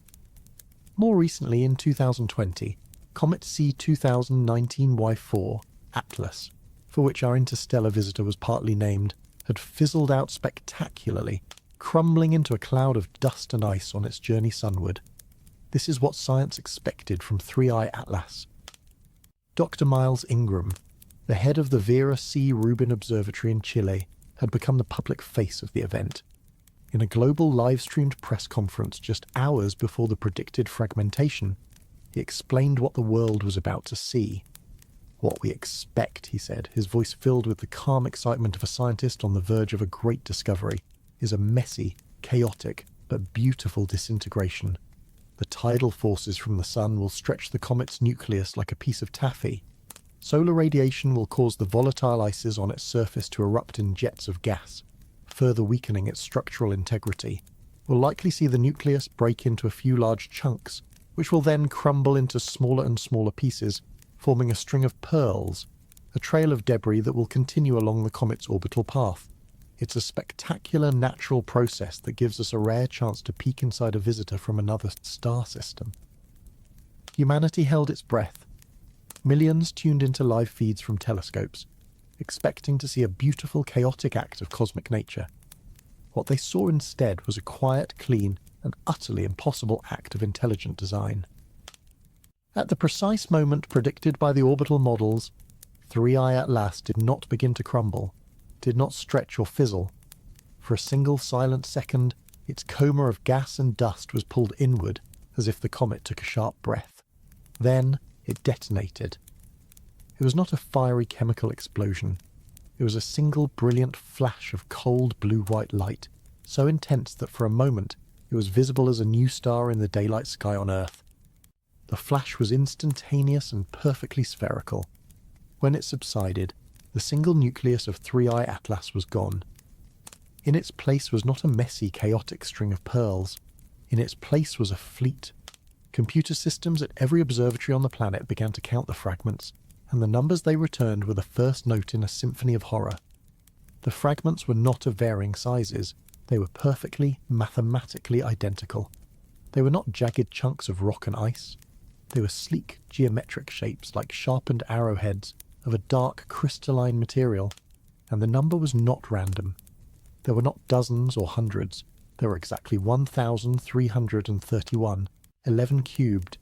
The number was not a coincidence. It was a statement of intent, a declaration of a mind that saw the universe in terms of pure, cold mathematics. But the most terrifying moment was yet to come. A natural cometary fragmentation would see the debris continue to drift apart, spreading out along the original orbital path. The fragments of 3I-ATLAS did not drift. Seconds after the flash, each of the 1,331 objects ignited a faint bluish drive, a form of propulsion that produced no visible exhaust. With silent, terrifying precision, they began to move. They arrested their forward momentum, pivoted in perfect unison, and began to arrange themselves into a vast, three-dimensional, crystalline battle formation that spanned thousands of kilometers. The random, chaotic beauty of nature had been replaced by the rigid, terrifying order of intelligent, hostile design. The world watched in stunned, absolute silence. The live streams from observatories simply stayed on the image. The hosts and commentators struck dumb. In newsrooms, producers screamed for explanations that no one could provide. In the Cheyenne Mountain bunker, every screen lit up with threat warnings. The moment was a paradigm shift for the entire human race, a single shared intake of breath from 8 billion people as they collectively realized the truth. The visitor to our solar system was not a rock. It was a Trojan horse. It was a perfectly disguised, perfectly designed weapon system that had used the laws of celestial mechanics to deliver itself to our doorstep. Dr. Ingram, his face pale, his scientific excitement, replaced with a look of profound existential dread, was still live on the air. He leaned into his microphone, and his whispered words became the epitaph for the old world. It's not a comet, it's an egg, and it just hatched. Dr. Ingram's horrified whisper, "It's an egg, and it just hatched," became the defining sentence of a new and terrifying age for humanity. In the minutes that followed the shattering, a profound collective shock enveloped the planet. It was not just the confirmation of hostile intelligent life, but the nature of the revelation itself that paralyzed us. We had not been discovered. We had been deceived. The aliens had not arrived in a terrifying display of power. They had snuck into our home disguised as a piece of celestial scenery, a cosmic wolf in a comet's clothing. This act of cunning, this profound intellectual outmaneuvering, was in many ways more terrifying than the prospect of a simple, brutish invasion. It implied an enemy that saw us not as rivals, but as a species so fundamentally primitive that we could be fooled by the most basic of celestial disguises. For a full hour after its formation, the newly born fleet of 1,331 crystalline vessels did absolutely nothing. They held their perfect, menacing formation in the void, a silent, static testament to their power. This silence was its own form of warfare. It allowed the full, crushing weight of the new reality to settle upon the human psyche. There was no ultimatum, no declaration of war. There was only the silent, patient presence of an apex predator that knew its prey was trapped. This deliberate pause gave humanity's surviving scientific and military institutions their first and only opportunity to study their executioner up close.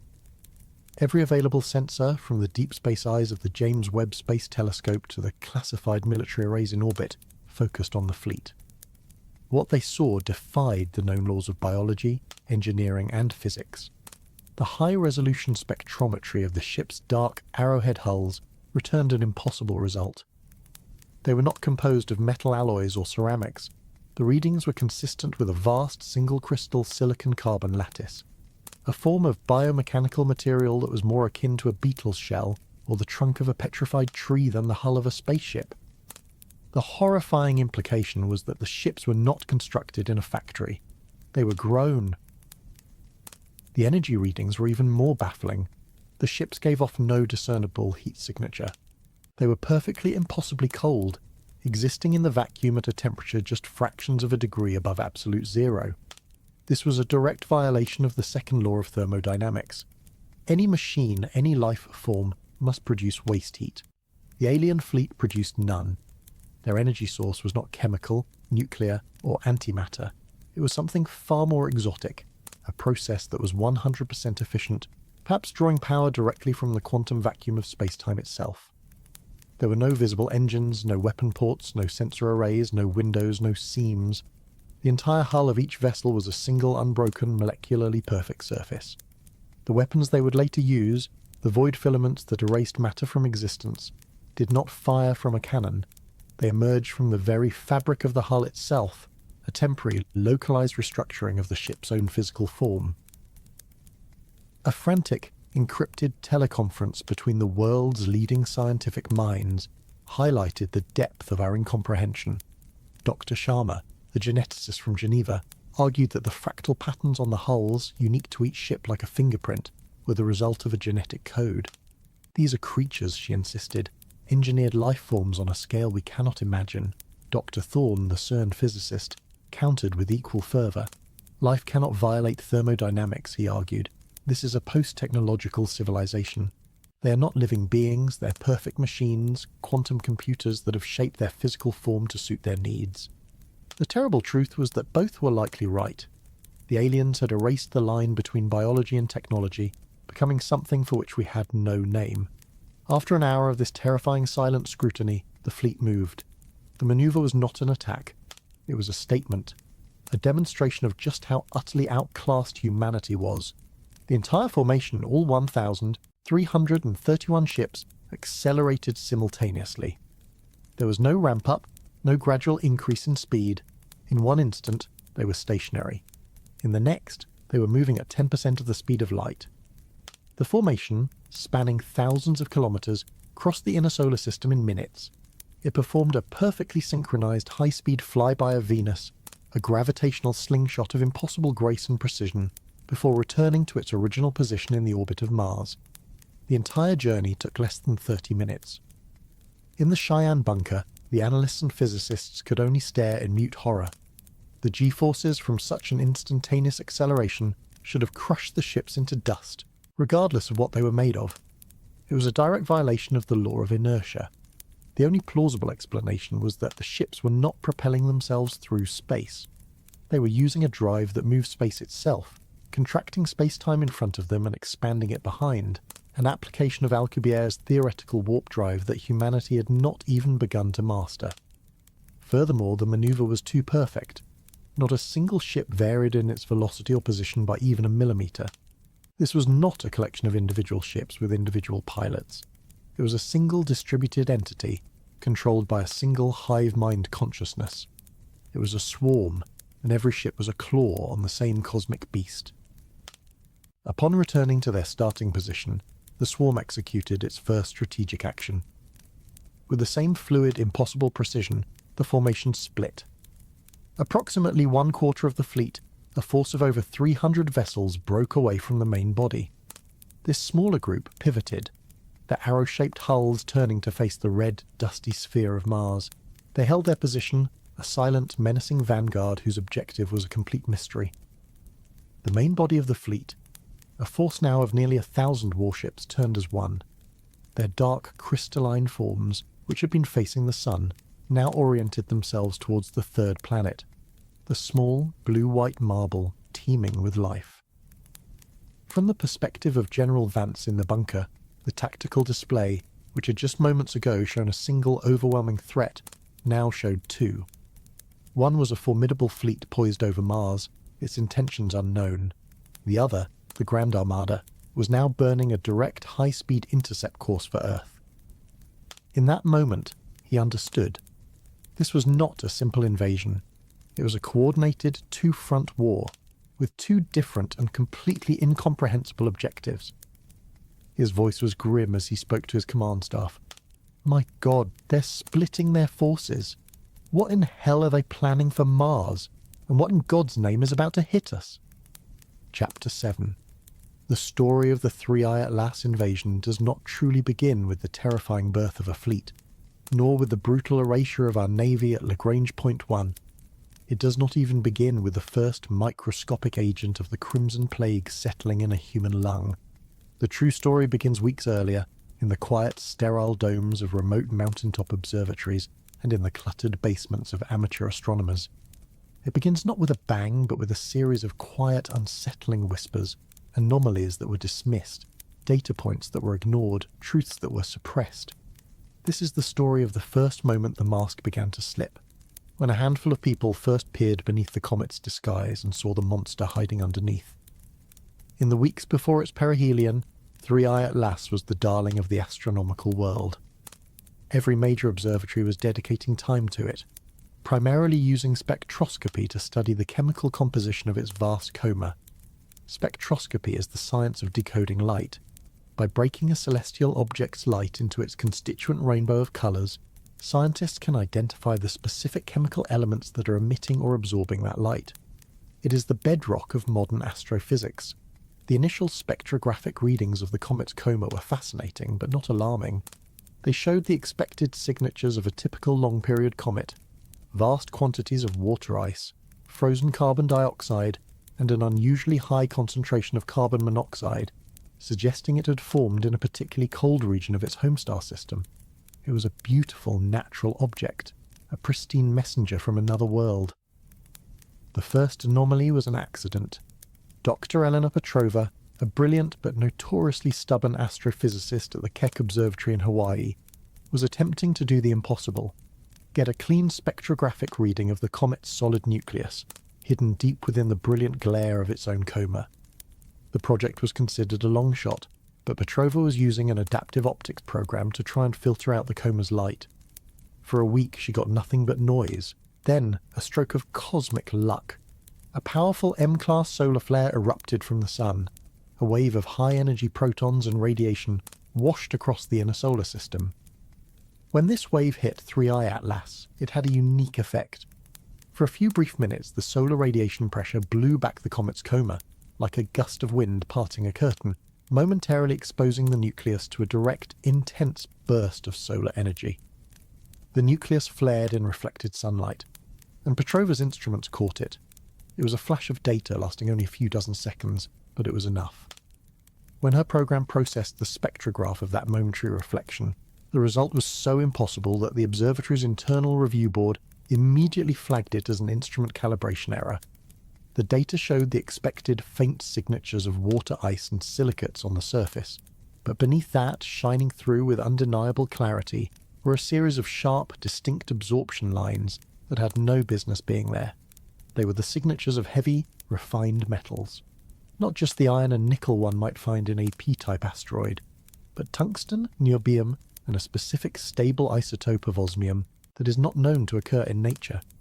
It was the chemical fingerprint of a high-temperature, manufactured alloy, the kind of material one would expect to find in the heart of a nuclear reactor or the armour of a warship. Petrova fought for her data. She ran every diagnostic, recalibrated the entire instrument, and the result remained the same. The nucleus of the comet was a metallic sphere, thousands of meters in diameter, with a thin candy coating of ice and rock to make it look the part. Her conclusion was stark and terrifying. 3I-ATLAS was not a comet. It was an artifact, deliberately disguised as one, but her paper was rejected. The scientific community, steeped in a tradition of conservative skepticism, found the conclusion too fantastic. It was easier to believe in a 1 in a billion instrument error than a 1 in a trillion alien deception. Her discovery, the first hard proof of the invasion, was buried under peer review. At the same time, another whisper was being heard by a very different community. All over the world, amateur radio astronomers, hobbyists, and enthusiasts with large backyard dishes had also pointed their instruments at the inbound comet. While the professionals focused on light, the amateurs listened for radio waves. A small collaborative group of these enthusiasts, connected via online forums, noticed a strange signal.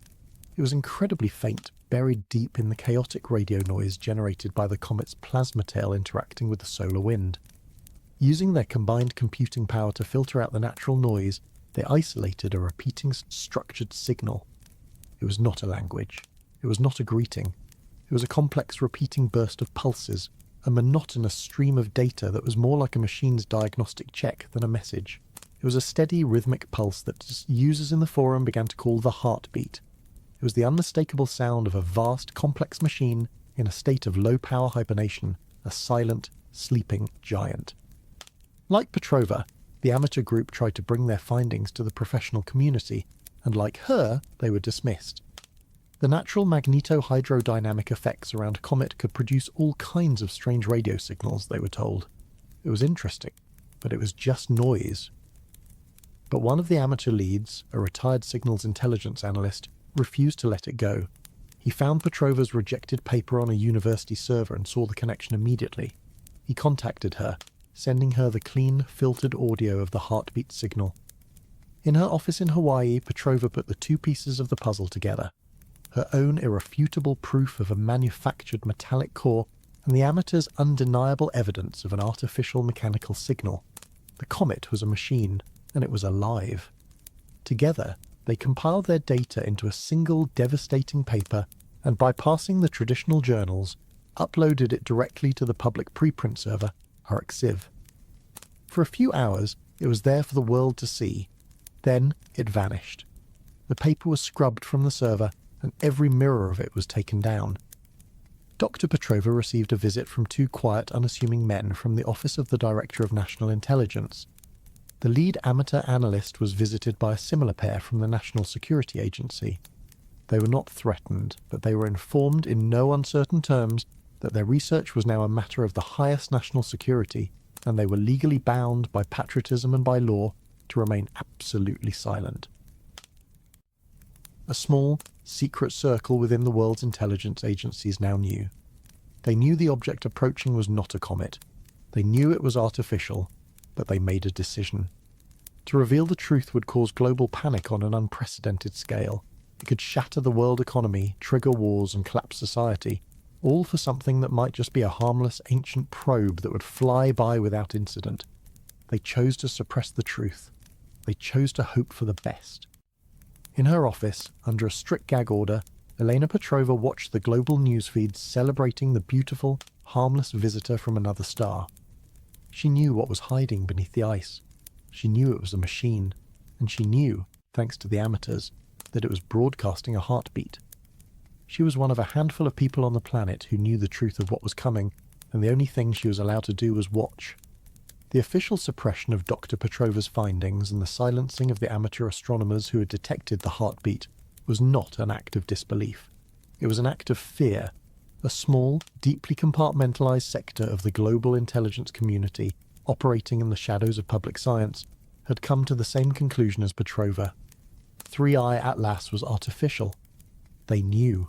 But their decision to enforce silence was not born of a desire to prevent panic, but from a chilling precedent set 8 years earlier. The reason they knew with such certainty what 3I-ATLAS was is because they believed they had seen its precursor. To understand their actions, we must look back at the first interstellar visitor, the object that opened the door for this invasion, a mystery known as Wande Oumuamua. This context was laid bare in a classified memo, leaked in the final chaotic days from the office of a deputy director at the National Security Agency. The document, titled A Failure of Imagination, the Oumuamua Precedent and Event Chimera, reframes the 2017 discovery from a scientific curiosity into the single greatest intelligence failure in human history. The memo methodically builds its case, layering the public scientific anomalies of Oumuamua with classified data that had been hidden for years. It begins with the official story, the surface-level explanation of Oumuamua. It was the first object ever detected passing through our solar system that was confirmed to have come from another star. It was detected late, already on its way out, and was only observed for 11 days before it became too faint to see. The mainstream scientific consensus eventually settled on it being a natural object, perhaps a nitrogen iceberg fragment knocked off a distant exopluto, or a highly unusual comet made of solid hydrogen. These explanations were attempts to account for its single most baffling characteristic, its non-gravitational acceleration. The object was speeding up as it left the solar system, pushed by a force that was not gravity. But unlike a comet, it had no visible tail, no coma, no outgassing of gas and dust to explain this push. From there, the memo details the inconsistencies and anomalies, the data points that never quite fit the natural explanation. It lists them with cold precision. Its shape, inferred from the radical shifts in its brightness, was extreme. It was not a sphere like an asteroid, but something with a length-to-width ratio of at least 10:1, making it either cigar-shaped or, as later analysis suggested, perfectly flat, like a pancake or a solar sail. It tumbled through space chaotically, yet its trajectory was stable. Its surface, while dark and reddish, was also more reflective than a typical comet, hinting at a composition that was not just rock and ice. Each of these data points, while strange, could potentially be explained away by a sufficiently exotic natural origin. But taken together, they painted a picture of an object that did not behave like anything nature had ever been observed to produce. The memo then introduces the work of Harvard astrophysicist Avi Loeb, the most prominent and vocal proponent of the artificial origin hypothesis. Loeb argued in a series of controversial but rigorously argued papers that Oumuamua's characteristics were entirely consistent with what one would expect from an extraterrestrial probe propelled by a solar sail. Its flatness, its lack of outgassing, and most importantly its acceleration being perfectly explained by the pressure of solar radiation, all pointed towards a deliberate, manufactured object. The memo notes that Loeb was widely criticised by his peers for this speculation. This section of the document is a perfect example of the story's core principle, using fringe ideas but anchoring them to real research and data. Then comes the major plot twist. The NSA document reveals what Loeb could not have known. It contains telemetry data from a classified spy satellite, one of the NRO's Keyhole series, which had been secretly retasked to observe Oumuamua as it passed Earth. The data is presented in a stark graph. As the object made its closest pass to our planet, it executed a tiny, almost imperceptible course correction. It was not a large burn, but a minute, precise maneuver, a fractional change in its trajectory that was statistically impossible for a natural, tumbling object. It was the unmistakable signature of an intelligent system making a final, minute adjustment. This single piece of hidden data changed everything. It confirmed the intelligence community's deepest fear. Oumuamua was not a random visitor. It was a scout, a probe.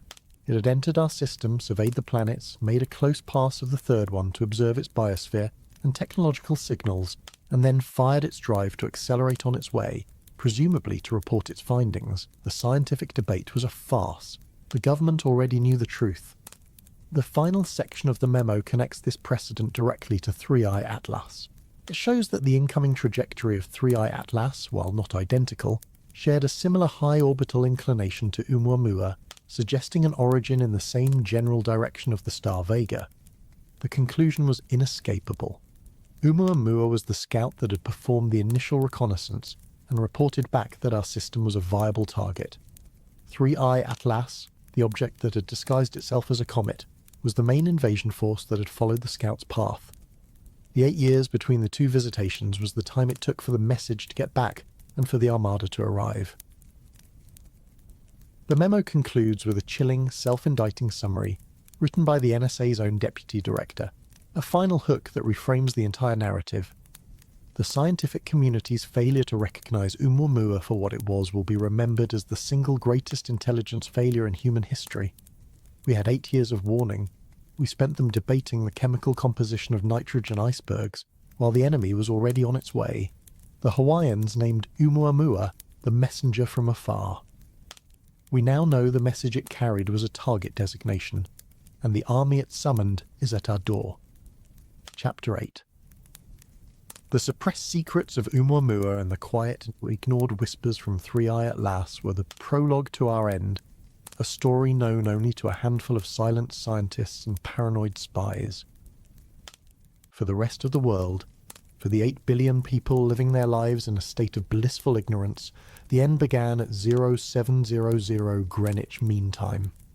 It began the moment the single brilliant flash of the shattering was observed by every daylight-facing telescope on the planet. It began the moment the live feeds from Mars, which were supposed to be showing a celebratory stream of a close cometary pass, instead began broadcasting a massacre.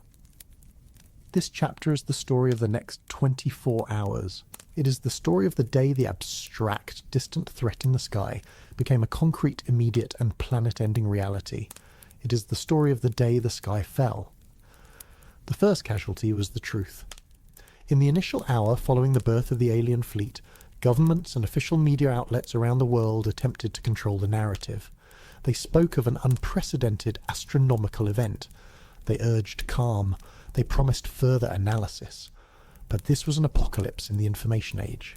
Their measured, calming tones were drowned out by the raw, undeniable evidence being streamed directly from the Red Planet. News networks, in a decision that both informed and terrified the world, began broadcasting the raw, unedited feeds from ESA and NASA's Mars orbiters. The world watched, live and in high definition, as the first kinetic rods struck the surface. They saw the flash, the expanding dust clouds, the silent, brutal erasure of the Ares Prime colony. Social media became a planetary nervous system, firing in a state of pure, unadulterated panic. The hashtag #RedPlanetMassacre trended globally in under 10 minutes. TikTok and YouTube were flooded with videos taken by amateur astronomers, shaky, terrifying footage of the new fleet holding its perfect formation. People began posting videos simply looking up at the sky, pointing out the new, impossibly bright star that was the alien armada, visible even in the daytime. The carefully constructed edifice of official information the trusting governments and experts evaporated in a single morning.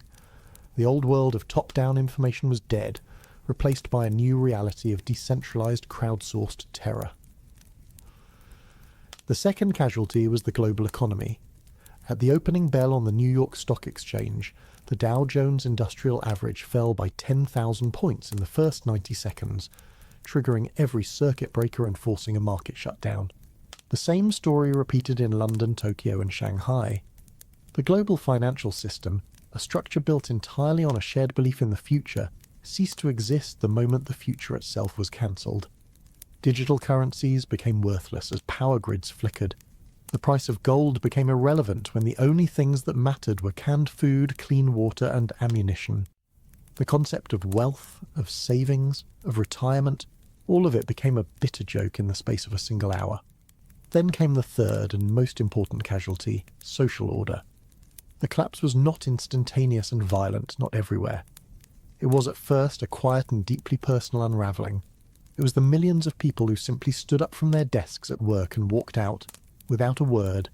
It was the traffic jams that stretched for hundreds of miles as people attempted a mass, uncoordinated exodus from the cities, a futile flight from an enemy that was in the sky above every city at once. It was the empty shelves into every grocery store, stripped bare in a matter of hours. It was the long, silent queues outside gun shops. It was the profound, terrifying realization in the mind of every individual that the rules that had governed their entire lives, the laws, the social contracts, the simple expectation of a tomorrow, were now null and void. The enemy was in the heavens, but the threat was now in the face of every stranger you passed on the street. While the world was disintegrating from the bottom up, its leaders were paralyzed in their bunkers from the top down. In the White House Situation Room, the Kremlin, and the Politburo Standing Committee in Beijing, the leaders of the world's great powers watched the same feeds as their citizens, their faces pale with the same impotent horror. They had been stripped of their power in a single stroke. Their nuclear arsenals were useless. Their armies were grounded, their economies were gone. A frantic attempt was made to form a unified planetary defense council, but even in the face of total extinction, the old suspicions and rivalries flared. The trust required for a global response had been eroded over decades, and it could not be rebuilt in a matter of hours. It was into this power vacuum, into this moment of maximum global paralysis, that the new threat emerged. As General Vance and the remnants of the US government watched the last of their space-based assets get erased at L1, an incoming message appeared on their screens.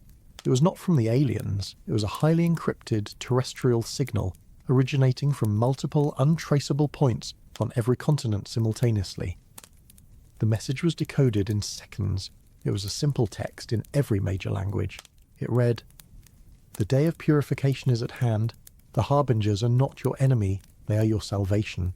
The sins of this world will be burned away and the worthy will be granted a place in the new one. Cease all resistance. Only then can you be judged." The message was from a group no intelligence agency had ever heard of, but it was clear they were organized, well-funded, and technologically sophisticated. The enemy was not just the silent, terrifying fleet in the sky. The enemy was also here, on the ground, a fanatical fifth column of human beings who were not fighting the invasion, but actively welcoming it. The shocking discovery was that this was not just a war. It was a rapture, and a significant portion of humanity was praying for the end. The message from the self-proclaimed children of the Harbinger was a psychological atom bomb dropped into the heart of humanity's last command centers. It was a shocking discovery that fundamentally and irrevocably changed the nature of the conflict. The enemy was not just an overwhelming external force in the sky, it was an internal human cancer, a fifth column that had been growing in the shadows, waiting for this exact moment to reveal itself.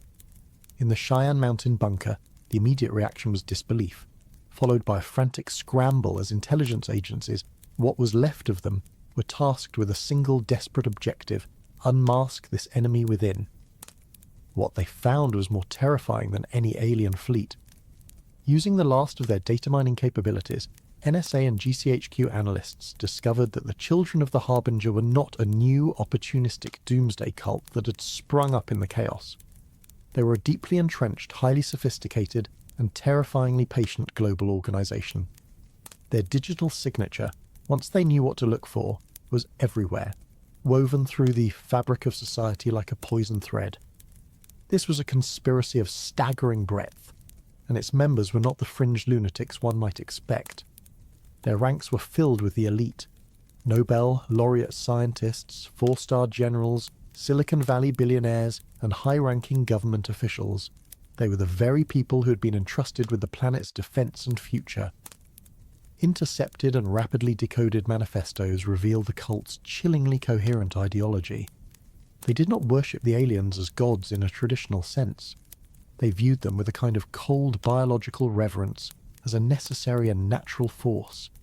They believed that humanity was a failed experiment, a planetary cancer whose metastasis of consumption, war, and pollution was about to be cut out by a cosmic immune system. The aliens, the Harbingers, were not an invading force to be feared, but a cleansing fire to be welcomed. This was not an invasion, in their eyes.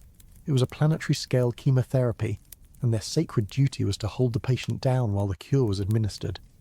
It was a perfect dark fusion of conspiracy and nihilism, an ancient alien's belief system stripped of all its wonder and replaced with a cold intellectual desire for annihilation. But the central mystery remained. How could such a group have formed? How could they have known the Harbingers were coming? The answer lay buried in the very signal that the amateur astronomers had first detected. The faint, rhythmic heartbeat of 3I-ATLAS, dismissed by the mainstream as natural radio noise, was far more than a machine's telemetry. It was a complex, low-bandwidth, psionic broadcast. For years, as it travelled through the interstellar void towards our system, it had been transmitting its gospel. It was a signal that subtly influenced receptive minds, a seed of nihilistic logic that preyed upon those already disillusioned with humanity. The powerful, the intelligent, the arrogant. It nurtured a philosophy of failure and the aesthetic appeal of a grand cleansing finale. The cult was not recruited. It was cultivated, grown from the seeds of our own despair, watered by a whisper from the void. With this horrifying realization, a series of recent, seemingly unconnected events was suddenly cast in a new, sinister light. These were not failures or coincidences. They were deliberate, coordinated acts of sabotage, a campaign to ensure humanity was blind, divided, and weak when the Harbingers arrived. Analysts now understood that the reason Dr. Petrova's research on the comet's artificial nature was so easily and thoroughly suppressed was that two of the most senior members on the Astronomical Peer Review Board were children of the Harbinger. They had buried the single most important discovery in human history to protect their master's disguise. The military failure at Lagrange Point 1 was also re-examined. A deep diagnostic of the battle AI's logs revealed that a critical software update to the targeting systems of the Thor railgun platforms had been inexplicably corrupted just hours before the battle. The hypervelocity projectiles, our best and only real weapon, had been firing with a microsecond-level timing error, enough to make them miss. The error was traced back to a single programmer at the United Space Force, a quiet, brilliant man who had taken his own life the morning of the invasion, a final act of a loyal martyr. Even the public's passivity was a manufactured product. The coordinated bot networks that had flooded social media with calming, dismissive narratives about the beautiful light show of the approaching comet were found to be funded by a shell corporation owned by a celebrated tech billionaire, a known philanthropist who was, in fact, one of the cult's highest-ranking members. Our every defense, scientific, military, and societal, had been systematically dismantled from the inside out. The final psychological horror of this revelation settled upon the survivors in the command bunkers. The war was not just unwinnable, it had been rigged from the start. The enemy was not just the alien at the gate, it was the trusted colleague, the brilliant subordinate, the lifelong friend. Paranoia became the new oxygen. Every decision was questioned, every advisor suspect. In the Cheyenne Mountain Command Center, General Vance was attempting to coordinate a last-ditch effort to secure nuclear launch sites with a handful of loyalist units. He turned to give an order to his chief of staff, a man he'd served with for 30 years, a man who was the godfather to his children. As his friend turned, the cuff of his uniform sleeve shifted, revealing a small, intricate tattoo on his wrist that Vance had never seen before. It was a complex geometric pattern of interlocking lines. With a sickening, gut-wrenching certainty, Vance recognized it. It was the same impossible fractal pattern that the Shard in London had dissolved into. The cult was not a shadowy they. It was us. The enemy was in the room. Chapter 9. The Interstellar Bullet. To understand the full, horrifying depth of the deception that led to our end, we must take one final journey back in time. Before the cults, before the panic, before the moment the sky fell, before even the first quiet whispers of doubt, there was a moment of pure, unadulterated scientific wonder. The story of our extinction begins ironically with what was celebrated as one of the greatest astronomical discoveries of the 21st century. It begins with the detection of the object that would come to be known as 3I-ATLAS. This chapter is the story of that discovery, a calm, scientific account of the day we first laid eyes on our destroyer and mistook it for a gift from the stars. To grasp the significance of the discovery, one must first understand what an interstellar object is. For nearly all of human history, every object we observed in the sky, planets, asteroids, comets, was a member of our own solar system gravitationally bound to our sun. They travel in closed loops, in ellipses. An interstellar object is different. It is a wanderer, a traveller from another star system that is moving so fast it slices through our solar system on a one-way trip. Its path is not a closed ellipse, but an open curve, a hyperbola. It is, in essence, an interstellar bullet, fired from a distant star millions of years ago, and we have only a brief window to observe it as it flies past. For centuries, these objects were purely theoretical. Then, in 2017, everything changed. The Pan-STARRS telescope in Hawaii detected a faint, fast-moving object on a bizarre trajectory. It was designated 1 Oumuamua, the first confirmed interstellar visitor. As we've discussed, Oumuamua was an anomaly that defied easy explanation, sparking a fierce scientific debate that lingers to this day. Then, just 2 years later, in 2019, a Crimean amateur astronomer named Gennady Borisov discovered the second visitor, 2I/Borisov. Unlike its predecessor, Borisov looked and behaved exactly like a conventional comet. It had a vast visible coma and a long, dusty tail. It was a reassuring discovery, proof that normal, natural comets are indeed ejected from their home systems and wander the galaxy. It became the textbook example of what an interstellar comet should look like. These two discoveries set the stage, creating a scientific baseline of expectation. Interstellar visitors could be strange, anomalous objects like Oumuamua, or they could be comfortingly normal, like Borisov. The discovery of 3I-ATLAS was a triumph of 21st century technology. It was found not by a human eye, but by the artificial intelligence algorithms of the Vera C. Rubin Observatory in Chile. This next-generation facility is designed to scan the entire visible sky every few nights, a colossal digital eye searching for anything that moves or changes. The AI flagged a faint, rapidly moving object with an extreme hyperbolic excess velocity, a speed so great it could only have come from the depths of interstellar space. The astronomical community exploded with excitement. It was only the third such object ever found, and it was the best one yet. Unlike Oumuamua, which was detected on its way out, 3I-ATLAS was spotted on its inbound journey, giving scientists months to prepare for its close approach. And unlike the faint, mysterious Oumuamua, this new visitor was behaving like a spectacular version of 2I/Borisov. Early observations revealed a massive, brilliant coma, far more active than any comet in our own solar system. It was a perfect specimen, a pristine piece of another solar system delivered directly to our doorstep. The naming committee designated it 3I-ATLAS, the third interstellar object. The name was a nod to the C2019Y4 Atlas comet, which had famously disintegrated, and it was chosen with a sense of hopeful irony, a belief that this new, robust visitor would survive its journey through our system intact. The deception was perfect. The aliens had clearly observed our reaction to the first two visitors. They understood that the mystery of Oumuamua had put us on edge, while the normality of Borisov had reassured us. So, they designed their Trojan horse not as a strange anomaly that would invite suspicion, but as the perfect, most beautiful example of a natural comet we could ever hope to find. It was a disguise designed to be celebrated, not feared. And celebrated it was.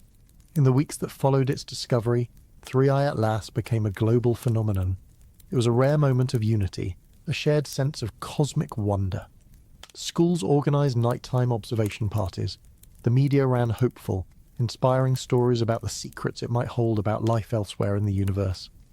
It was a beautiful, brilliant light in the darkness, a symbol of connection to the wider cosmos.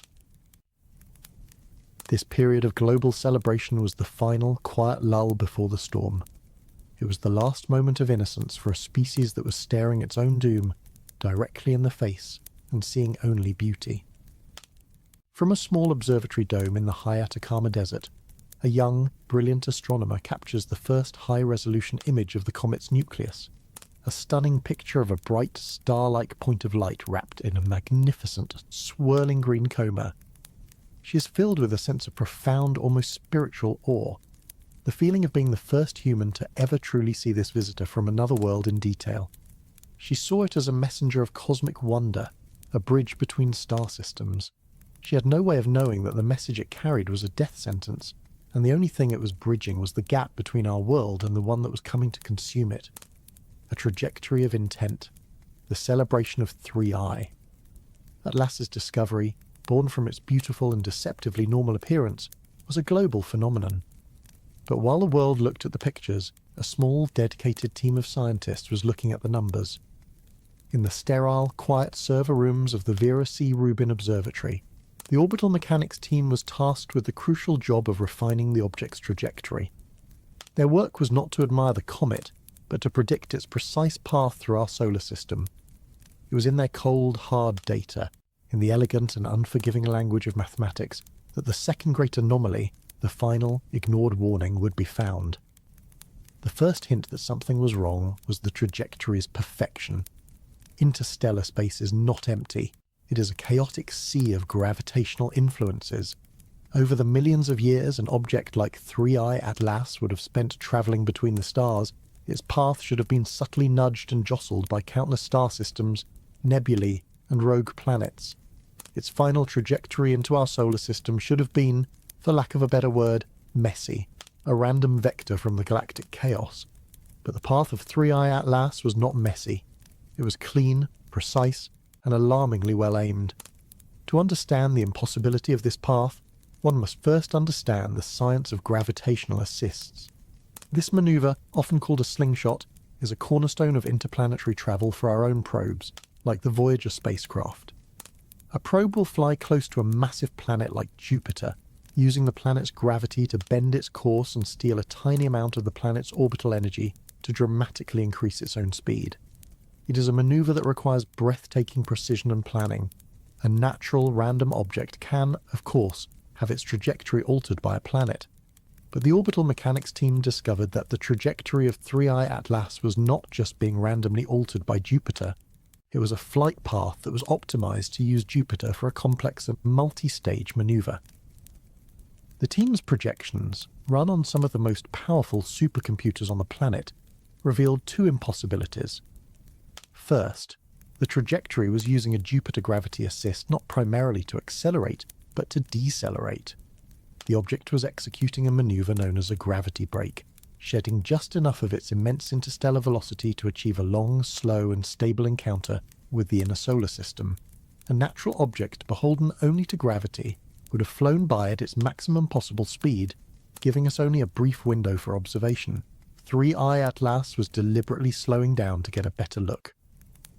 Second, and far more damning, the gravity assist was also performing a perfect plane change, altering the object's inclination, the tilt of its orbit, to place it on a direct, mathematically perfect intercept course with the orbital path of Mars, an encounter that would occur months later. The chief of the orbital mechanics team A cautious veteran scientist named Dr. Ben Carter ran the numbers 100 times. The odds of a random natural object possessing the exact initial velocity and approach angle to execute such a perfect two-part maneuver by chance were not just astronomical, they were functionally zero. It was the celestial equivalent of a random person throwing a paper airplane from a skyscraper in New York and having it glide perfectly through the mail slot of a specific apartment in Tokyo. Dr. Carter and his team presented their findings at an internal observatory review. Like Dr. Petrova's spectrographic data before them, their conclusions were met with deep skepticism and outright disbelief. The review board argued that Carter was committing the cardinal sin of science, anthropomorphism. He was seeing intention where there was only physics. The universe is a vast and ancient place, they argued, and given enough time and enough objects, even a 1 in a trillion trajectory is bound to happen eventually. To suggest the object was being intelligently guided was a fantastic leap, a violation of Occam's razor. Carter's report, with its stark conclusion that the trajectory was indistinguishable from a deliberately planned powered flight path, was officially rejected, flagged as being too speculative and lacking sufficient evidence to rule out a natural, albeit highly improbable, origin. The scientific community, in its demand for irrefutable proof, had blinded itself to the terrifying implications of the evidence it already had. Carter's findings, however, did not go entirely unnoticed. His rejected report was flagged by an algorithm that monitors scientific publications for keywords related to national security. The data was quietly passed from the academic world to the military one. In the Cheyenne Mountain bunker, analysts for the United States Space Force ran Carter's orbital data through their own far more powerful classified tracking systems designed to track hostile ballistic missiles, not comets. These systems not only confirmed Carter's analysis of the Jupiter gravity assist, but they found something he never could have: the smoking gun. Deep space telemetry revealed a series of minute, almost undetectable thermal blooms emanating from the object's nucleus at regular intervals. They were tiny course corrections, small engine burns happening in the deep void between planets, far from any gravitational influence. They were not the random, chaotic outgassing of a comet's jets. They were the precise, calculated, and undeniable signature of an active propulsion system. The final, secret briefing was delivered to General Vance in the lowest level of the bunker, months before the shattering. The presentation concluded with a single, horrifying animated map. It showed the trajectory of 3I-ATLAS, not as a passive natural curve, but as a series of calculated maneuvers. The initial deceleration burn in deep space, the precision gravity break at Jupiter, the plane change towards Mars, and the small continuous corrections of an active guidance system. The general stared at the map, at the clean, perfect line of the object's approach, a line that now terminated in a flashing red circle over the planet Earth. He looked at the analyst. "So it's not a bullet," he said, his voice grim. "It's a guided missile, and it seems its final target is us." Chapter 10. The Final Message.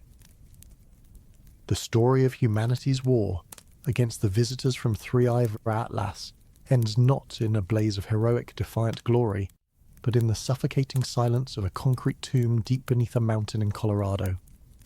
The harvest of Earth is complete. The oceans have been reduced to shallow, hypersaline basins. The atmosphere is a chaotic, broken mess. The vast majority of the human race has been converted into the living, crystalline infrastructure of an alien industry. On the surface, the children of the Harbinger act as wardens, overseeing the few remaining pockets of untransformed survivors, their faith having been rewarded with the position of trustees in a planetary graveyard. In the Cheyenne Mountain bunker, the last bastion of the old world is about to fall. The final conflict is not against an alien creature, but a human one. General Vance and the handful of soldiers still loyal to him are in a standoff with the cultists, who have revealed themselves within the command staff. The war for the planet has been lost for weeks. This is the final, pathetic battle for a bunker. It is a conflict born of the ultimate betrayal, the last spasm of a species that has been defeated both from without and from within. It is at this moment, as the two sides are about to open fire on each other, that the Cygnian hegemony transmits its final message. This is not a broadcast of text or audio, it is a direct psionic data burst, using the same technology that had cultivated the cult for years, but amplified 1,000-fold. The message bypasses the senses and is injected directly into the consciousness of every remaining human mind on the planet. It is a message that cannot be ignored or misunderstood. For the survivors in their desolate camps, for the cultists standing guard, for the soldiers and traitors in the bunker, the world vanishes. There is no sound, no light. There is only a sudden, total immersion in an alien consciousness. For a span of 60 seconds, every last human being sees the universe through the eyes of the Signian hegemony. They experience a flood of memories, emotions, and data that is billions of years old. It is a moment of perfect, terrifying empathy, a brief, forced enlightenment. The conflict in the bunker freezes, guns half raised, as both Vance and his former friend stare into the same shared internal abyss, their personal squabble rendered utterly insignificant. This is the climactic revelation that reframes everything. The message is a confession. The first images are of the Signian homeworlds, gas giants with magnificent floating cities of living crystal orbiting a brilliant blue star. They show a civilization of unimaginable age and wisdom, a people who had long ago transcended conflict and want. They were not warriors. They were gardeners, artists, and thinkers. Then the images change. A shadow appears at the edge of their home system. It is not a fleet of ships. It is a wave of pure non-existence, a fractal, consuming void that moves between the stars. A patch of mobile, weaponized entropy that unravels the very fabric of space-time as it passes. The message shows them dozens of their worlds, hundreds of billions of their people being not destroyed but erased, unmade by this silent, implacable enemy. This is the true nature of the Dark Forest. The fundamental terror of the universe is not that other civilizations are hostile competitors. It is that there are predators of such a scale that they hunt entire galaxies for sport or sustenance. The Signian hegemony are not the predators. They are the last refugees. For millennia, they have been running, fleeing across the galaxy, watching their ancient empire be consumed world by world. Their entire civilization has been reduced to this fleet of nomadic biomechanical arcs. They are not invaders. They are the desperate, traumatized survivors of a far greater and more terrible war. Their grand, desperate plan is laid bare. They had an ancient legend, a story of the first gardeners, a mythical race who had seeded life across the galaxy and who had built cosmic weapons of unimaginable power. The hegemony's flight was not random. They were following an ancient map to a rumoured forgotten armory. That armory was our solar system. The precursor engine on Mars was their last hope, the only known weapon that might be able to fight the shadow. Our system was chosen for its resources. The harvest of our oceans was not an act of conquest. It was the desperate gathering of fuel for the ancient weapon. The Crimson Plague was not an act of malice. It was the fastest, most efficient way to neutralize the local fauna that was interfering with the rearming process. Our extinction was a tragic, but in their minds necessary logistical requirement for their own survival. The psionic flood of information ends. The connection is severed. The survivors across the planet are left gasping, their minds reeling from a truth that is both an absolution and a condemnation. In the Cheyenne bunker, the spell is broken. General Vance lowers his weapon. He looks across the command center at his former friend the cultist and sees not a traitor, but a fool, a man whose entire fanatical belief system has been shattered. The cultists worship the Harbingers as a cleansing divine force, only to learn in the most intimate way possible that their gods were just as scared and desperate as the rest of us. The final piece of the message, the one that remains burned into every human mind, is a single, clear image. It is a tactical map of our local sector of the Milky Way. On one side is a symbol representing the Mars engine now fully powered. On the other side, at the edge of the Oort cloud, is the enemy. It is a vast, silent, and impossibly large fractal wave of pure entropy, the same force as the void filament that had erased our fleet, but on the scale of a nebula. It is a wound in reality itself, and it is moving inexorably towards our solar system. The war we had fought was a meaningless skirmish.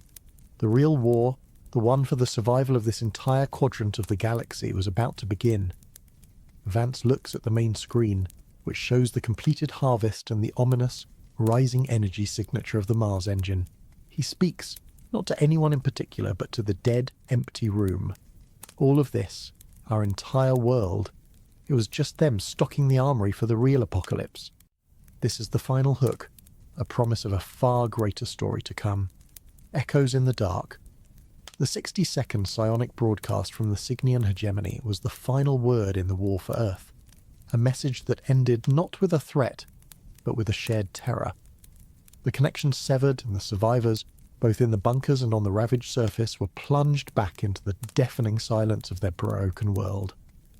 The new, terrible knowledge of the true enemy, the great consuming shadow in the void, did not bring peace, but it brought a profound and horrifying clarity.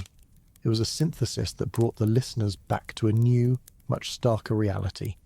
In the Cheyenne Mountain bunker, the standoff between General Vance's loyalists and the children of the Harbinger dissolved. There were no surrenders, no arrests. The ideological chasm between them had been rendered meaningless. The cultists, who had worshipped the aliens as a divine, cleansing force, were now confronted with the reality that their gods were just frightened refugees, engaged in an act of desperate, monstrous self-preservation. Vance's soldiers, who had seen the aliens as an implacable evil enemy, now understood them as a tragic cornered civilization.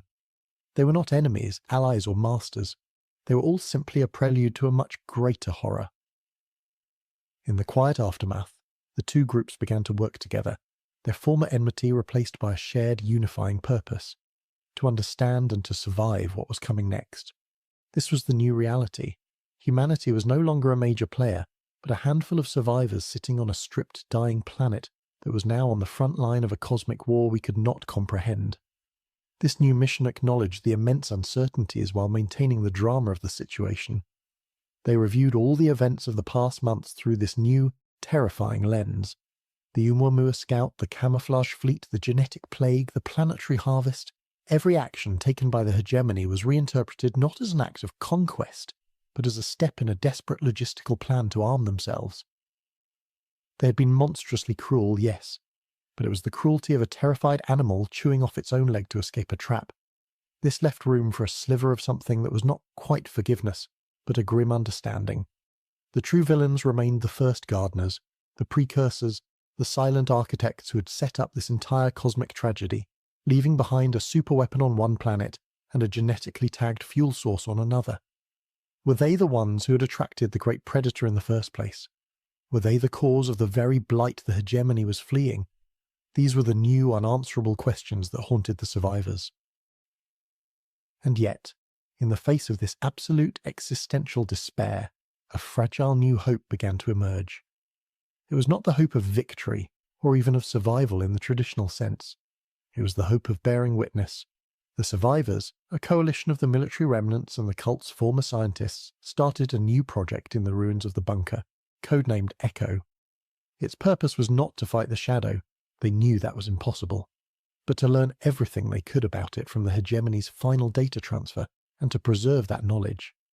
They began work on a deep space probe, a final message in a bottle from a dying species, designed to record everything that was about to happen and, using a shielded, faster-than-light drive based on the hegemony's own principles, to launch itself into the intergalactic void, a warning to other galaxies of the darkness that consumed ours. They re-examined the mysterious genetic sequence that had granted them immunity to the Crimson Plague. It was the precursor's alarm bell. But perhaps it was also something more. Was there a corresponding piece of precursor technology hidden on Earth, a shelter or a database that this genetic key was meant to unlock? The search for this hypothetical precursor cache became the second and most urgent goal of the Echo project. It was a faint glimmer of hope that respected the grim science of their situation. Months passed. From Earth, the survivors watched the sky. The Cygnian hegemony ignored them completely. Their work was done here. The great ocean siphons retracted into their tankers and ascended, joining the main fleet. On Mars, the colossal precursor engine, now fully fueled by the hydrogen of 1 billion years of Earth's evolution, was activated. The red planet, the subject of so much of humanity's dreams of expansion, began to glow with a fierce internal light. Then, with a silent, majestic grace that defied all known physics, it began to move. It was no longer a planet, it was a warship, a mobile fortress world, positioning itself between the coming darkness and the sun. The survivors on Earth were now nothing more than spectators. They were the mice left in the walls of a house that was about to be obliterated in a war between gods and monsters. In the final scene, General Vance records a message, the first entry in the Echo Project's archive, a final testament for a future that would likely never come. This is the final hook for any future story. We spent our entire history, he says, his voice quiet and heavy, looking up at the stars and wondering if we were alone. The answer, we've learned, is yes and no. We are not alone in the universe, but in the face of the great, silent and hungry darkness between the galaxies, every one of us, human, Cygnian, and whatever else might be out there, is terrified and utterly on our own. The dark forest is not a place where you hide from your neighbours. It's a place where everyone together hides from the dark.